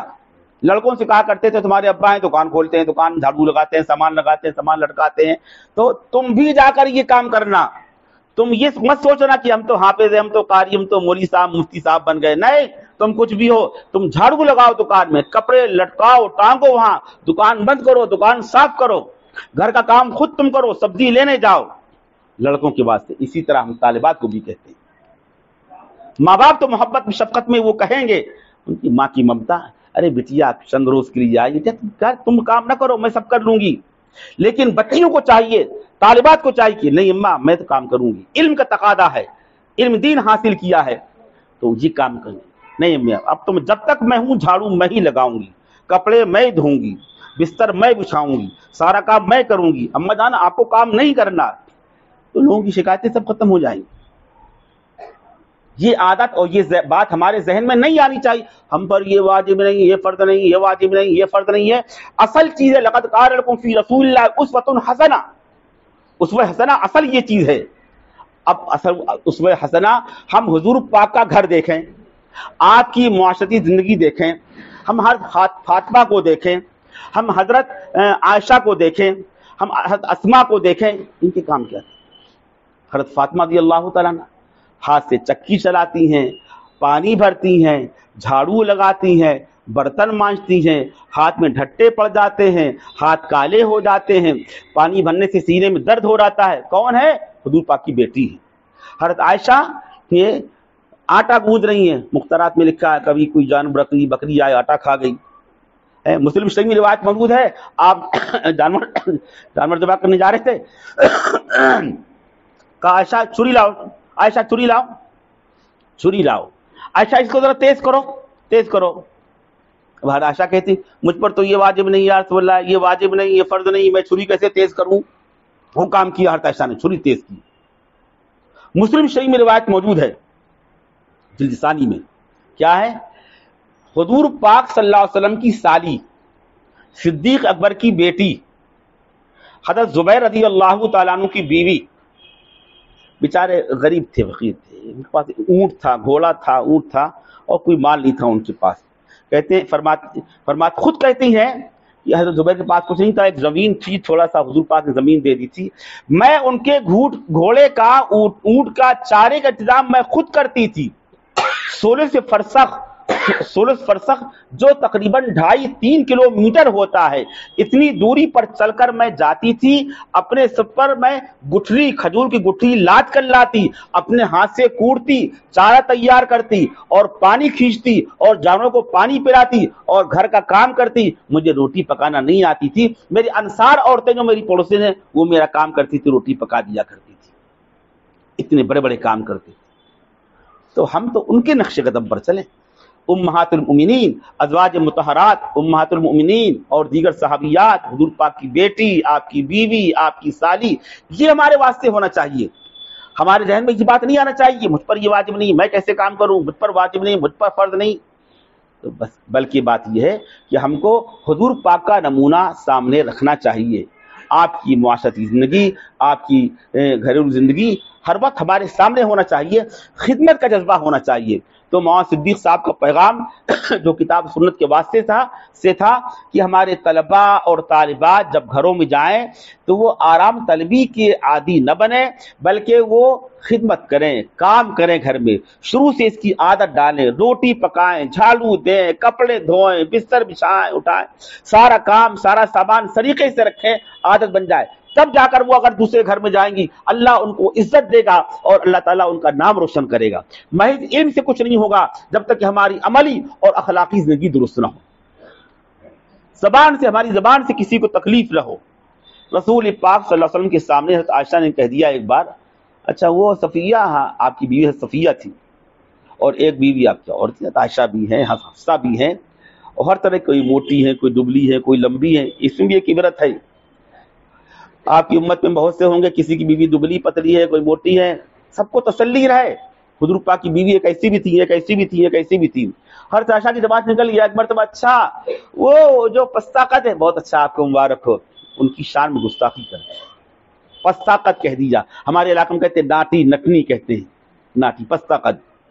بس آپ ناراض ہو گئے کہ وہ کہا کہ اچھا عائشہ تم نے اتنی سخت بات کہہ دی ہے, اتنا سخت جملہ کہہ دیا تم نے, اگر سمندر میں ڈال دیا جائے پورا پانی اس کا کڑوا ہو جائے. حضرت زینب رضی اللہ تعالیٰ عنہ غالباً انہوں نے کوئی نامناسب بات کہہ دی تھی کہ یہودی, اچھا وہ یہودیہ 2.5 ماہ تک بولے نہیں آپ اصلاح تربیت کے لیے. اس لیے بھائی محض علم سے کچھ فائدہ نہیں, ہماری نگاہ محفوظ ہو, موبائل میں گندی چیزیں نہ دیکھیں. یہاں مدرسے والوں نے اتنی محنت کی, قرآن دن رات قرآن پاک, حدیث, قرآن حدیث, اور گھر میں گئے ماحول دیکھا, بھیا دیکھ رہے ہیں, ٹی وی دیکھ رہے ہیں, خبریں دیکھ رہے ہیں, ناچ گانا کا پروگرام چل رہا ہے, اماں ابا بھی دیکھ رہے ہیں, سب بھول گئی. ارے ہم جائیں تو منع کریں ان کو کہ اماں یہ آپ دیکھیے میں نہیں دیکھتی, اماں کو سمجھائیں, زیادہ نصیحت نہ کریں, الگ ہٹ جائے مجلس, گھر کا ماحول بدلیں. کچھ تو فرق ہونا چاہیے. مولانا صدیق صاحب باری رحمۃ اللہ علیہ فرماتے تھے کہ ایک طالب علم اور ایک طالبہ جو ہے وہ پورے خاندان کی اصلاح کا ذریعہ بن سکتا ہے, بن سکتی ہے. ہمت کریں, ہم انہیں جا کر کے مل نہ جائیں, گھل مل نہ جائیں, مدغم نہ ہو جائیں ان میں. گھر کے لوگ ناچ گانا دیکھ رہے ہیں, ہم بھی دیکھنے لگے, بڑا اچھا لگ رہا ہے. ایسا نہ ہونا چاہیے. نماز کی پابندی, اماں نہیں پڑھ رہی, ابا نہیں پڑھ رہے, ہم تو اٹھیں, ماں کے پیر دبا دیں, ماں کے زیادہ نصیحت نہ کریں, عمل سے نصیحت کریں. ایسا برتاؤ کریں کہ خود ان کو شرم آئے کہ ہاں دیکھو جب میری بٹیا نماز پڑھ رہی ہے اور میں نماز نہ پڑھوں, ابا کو شرم آ جائے. ہماری زندگی ایسی ہونی چاہیے. زبان سے ہم کسی کی شان میں گستاخی نہ کریں, لڑائی کا مزاج نہ ہو, خدمت کا مزاج ہو, کام کرنے کا مزاج ہو, اچھا برتاؤ, پردے کا اہتمام ہو. پردے کے تمام میں پتہ نہیں کیا ہو گیا. آپ کے یہاں کا حال مجھے معلوم نہیں. ہمارے یہاں خواتین, پڑھی لکھی خواتین ایسی 2 غلطیاں کرتی ہیں, کسی عالم کا اس میں اختلاف نہیں ہے, متفق علیہ بات ہے, اور کر رہی غلطیاں کر رہی, پڑھی لکھی عالمہ, شیخ کے گھر کی, عالم کے گھر کی, صوفی صاحب کے گھر کی, بڑے بزرگ کے گھر کی. کیا جب گھر سے باہر قدم نکالیں گی, جب وقت آیا بازار جانے کا, محلے میں جانے کا, رشتہ داروں کے یہاں جانے کا, تو چلتے وقت کریم ضرور لگائیں گی, چلتے وقت کریم ضرور لگائیں گی. جتنی لڑکیاں عالمہ کورس جنہوں نے کیا ہے, مشکات شریف میں روایت موجود, گھر سے نکلتے وقت جو لڑکی, جو عورت نکلے اور اس کے جسم سے, اس کے کپڑے سے خوشبو آ رہی ہو, اگرچہ وقتی عارضی 10 منٹ کے لیے ہو, کریم میں خوشبو ہوتی تھوڑی دیر کی ہوتی ہے, فَهِيَ قَذَا وَقَذَا, وہ ایسی وہ ایسی وہ ایسی, یعنی بدکار, فاحشہ, زانیہ, بدکار ہے شریعت کی نگاہ میں, اللہ کی نگاہ میں. یہ فرمایا آپ صلی اللہ علیہ وسلم. ایک غلطی دیندار گھرانوں میں دیندار عورتیں یہ کیا کرتی ہیں. ارے گھر میں لگاؤ, تم کو کریم لگانا گھر میں لگاؤ, شوہر کی لگاؤ, جب گھر سے باہر نکلیں گے تو کریم لگائیں گی, بالکل ناجائز ہے, غلط ہے, گناہ کبیرہ ہے. وعید آئی اس پر, جو اس پر وعید آئی وہ گناہ کبیرہ ہوتا ہے. ایک گناہ تو یہ, ایک گناہ اور آج کل بہت چل رہا ہے, مجھے نہیں معلوم کیا ہے کہ نہیں, ہمارے علاقے میں ہے خوب, کہتا ہوں لوگ سنتا ہی نہیں. عورتیں اصلاح کریں تو اصلاح آسان ہے, بہت سی اصلاح حکام سلاطین بادشاہ کریں, علماء کے کرنے سے فائدہ کم ہوتا, حکام عمرہ کریں جلدی اصلاح ہو جائے گی. بہت سی اصلاح اگر عورتیں چاہیں تو اصلاح ہو جائے. بیاہ شادی کی رسومات, برات میں مجمع زیادہ نہ ہونا, سادگی سے سارے کام ہو جانا, تقریروں سے وہ فائدہ نہیں ہوگا جو ان کے عمل سے فائدہ ہوگا. ایک گناہ آج کل یہ چل رہا ہے کہ نقاب اتنے پرکشش ہونے لگے ہیں, نقاب میں اتنا کام ہوتا ہے, کڑھے ہوئے ہوتے ہیں, لال پیلے سفید کڑھے ہوئے ہیں, پھول بنے ہوئے ہیں, دائیں بائیں سب کڑھے ہوئے ہیں. مفتی عمر شفیع صاحب رحمۃ اللہ علیہ نے کیا کہہ رہے ہیں, آواز نہیں جا رہی کیا؟ تو کہنا چاہیے تھا, پہلے کہتے تو بات پوری ہوگی. مفتی عمر, اب تو بات ختم ہو رہی ہے, اسی میں ہاتھ میں یہ تھا. حضرت مفتی عمر شفیع صاحب رحمۃ اللہ علیہ نے لکھا ماتو قرآن میں کہ یہ جو نقاب چلیں, ایسے نقاب جو کڑھے ہوئے ہو, ایسے نقاب ناجائز ہیں. مردوں کو ایسے نقاب کے لیے پیسے دینا جائز نہیں ہے. الا کلکم راع وکلکم مسئول عن رعیتہ, مردوں سے سوال کیا جائے گا, تم نے ایسے نقاب کے لیے پیسے دیے تھے, یہ نقاب تو ناجائز ہے. یہ نقاب چل رہے ہیں اس طرح کے, تو یہ نقاب ہے, گھر سے نکلتے وقت کریم لگانا ہے, اور بہت سی رسومات ہیں. عورتوں کی ذمہ داری, عورتیں چاہیں تو معاشرے کو بدل سکتی ہیں, عورتیں چاہیں تو مردوں کے چہروں میں شرعی داڑھی آ سکتی ہے, عورتیں چاہیں تو مرد جو ہے وہ زکوٰۃ دینے والے بن جائیں گے, زکوٰۃ پابندی سے ادا کرنے والے بن جائیں گے. بس یہ چند باتیں میں نے آپ کے سامنے عرض کی ہیں. اللہ تعالی ہم سب کو اس کے مطابق عمل کرنے کی توفیق نصیب فرمائے. وآخر دعوانا الحمدللہ رب العالمین. دعا کر لیں. اللهم صل على سيدنا مولانا محمد وعلى آله وأصحابه وبارك وسلم. ربنا تقبل منا قبولا حسنا وتب علينا إنك أنت التواب الرحيم. الہ العالمین, یہاں آنے کو بیٹھنے کو قبول فرما لیجئے. جو باتیں کہی گئی ہیں یا اللہ, سننے والوں کو, کہنے والوں کو یا اللہ سب کے لیے خیر کثیر کا ذریعہ بنا دیے. جو غلطیاں کوتاہیاں اس کو معاف فرما دیجئے. اللہ اس مدرسے میں جتنی طالبات, معلمات, متعلمات, یا اللہ ہم سب کو علم نافع اور عمل صالح کی توفیق نصیب فرما. حدیث پاک کا نور عطا فرما, قرآن پاک کا نور عطا فرما. یا اللہ تعالیٰ علم و عمل اور اعمال صالحہ اختیار کرنے کی توفیق نصیب فرما دیجئے. تمام قسم کی شرور فتن سے, آفتوں سے, بلاؤں سے, مصیبتوں سے, مہلک امراض سے, وبائی امراض سے ہم سب کی, ہمارے متعلقین کی, ہمارے گھر کے مردوں, عورتوں, بچوں کی اللہ سب کی حفاظت فرمائیے. اللہ ہمارے گھرانوں میں جن کی لڑکیاں, بیٹیاں, بیٹے, جو بچے ہیں, جب اپنے رشتے کی عمر کو پہنچے, ہماری طالبات, اس مدرسے میں پڑھنے والی طالبات, اور ہمارے گھروں کے جو دوسری افراد, لڑکے جب رشتے کی عمر کو پہنچے, یا اللہ ان سب کو نیک و صالح رشتے عطا فرما, آنکھوں کی ٹھنڈک عطا فرما دیے, قلب سلیم و قلب منیب عطا فرما دیے, اولاد صالح عطا فرما دیے, رزق حلال عطا فرما. یا اللہ تعالیٰ صحت, قوت اور عافیت تیری بڑی نعمت ہے. اللہ ہم سب ان نعمتوں کے محتاج ہیں. محض اپنے فضل کرم سے ہم سب کو, ہمارے گھر کے لوگوں کو, مردوں, عورتوں, بچوں کو, ہمارے والدین کو, یا اللہ صحت نصیب فرما, قوت نصیب فرما, عافیت نصیب فرما, سلامتی نصیب فرما, رزق حلال عطا فرما. اللہم انا نسألک نسألک رزقا طیبا وعلما نافعا وعملا متقبلا وایمانا کاملا وشفاء من کل داء۔ یا اللہ اپنے اپنے وقت پر ہم سب کو ایمان اور عزت کی موت نصیب فرما، خاتمہ بالخیر نصیب فرمائیے۔ الہ العالمین اس مدرسے کی حفاظت فرما، اس ادارے کی حفاظت فرما اور اس کی ضروریات کو غیب سے پورا فرما۔ تمام کام کرنے والوں میں، معلمین معلمات میں اللہ سب میں اخلاص کامل پیدا فرما، آپس میں اتحاد اتفاق پیدا فرما، بدگمانی سے بدزبانی سے ہم سب کی حفاظت فرما، ایک دوسرے کا اکرام کرنے کی، بڑوں کی تعظیم اور چھوٹوں پر شفقت کرنے کی توفیق نصیب فرما دیجیے۔ تمام دینی مدارس کی حفاظت فرما، شعائر اسلام کی حفاظت فرما دیجیے۔ اللہ اسلام کا غلبہ نصیب فرما دیجیے، ہم سب کو دین کی خدمت کے واسطے قبول فرما لیجیے۔ اے اللہ محض اپنے فضل کرم سے بغیر حساب کتاب کے ہم سب کو جنت میں داخلہ نصیب فرما، رسول پاک صلی اللہ علیہ وسلم کا قرب اور جوار نصیب فرما۔ ربنا تقبل منا انک انت السمیع العلیم وتب علینا انک انت التواب الرحیم، وصلی اللہ تعالی علی خیر خلقہ محمد وعلی آلہ وصحبہ اجمعین برحمتک یا ارحم الراحمین۔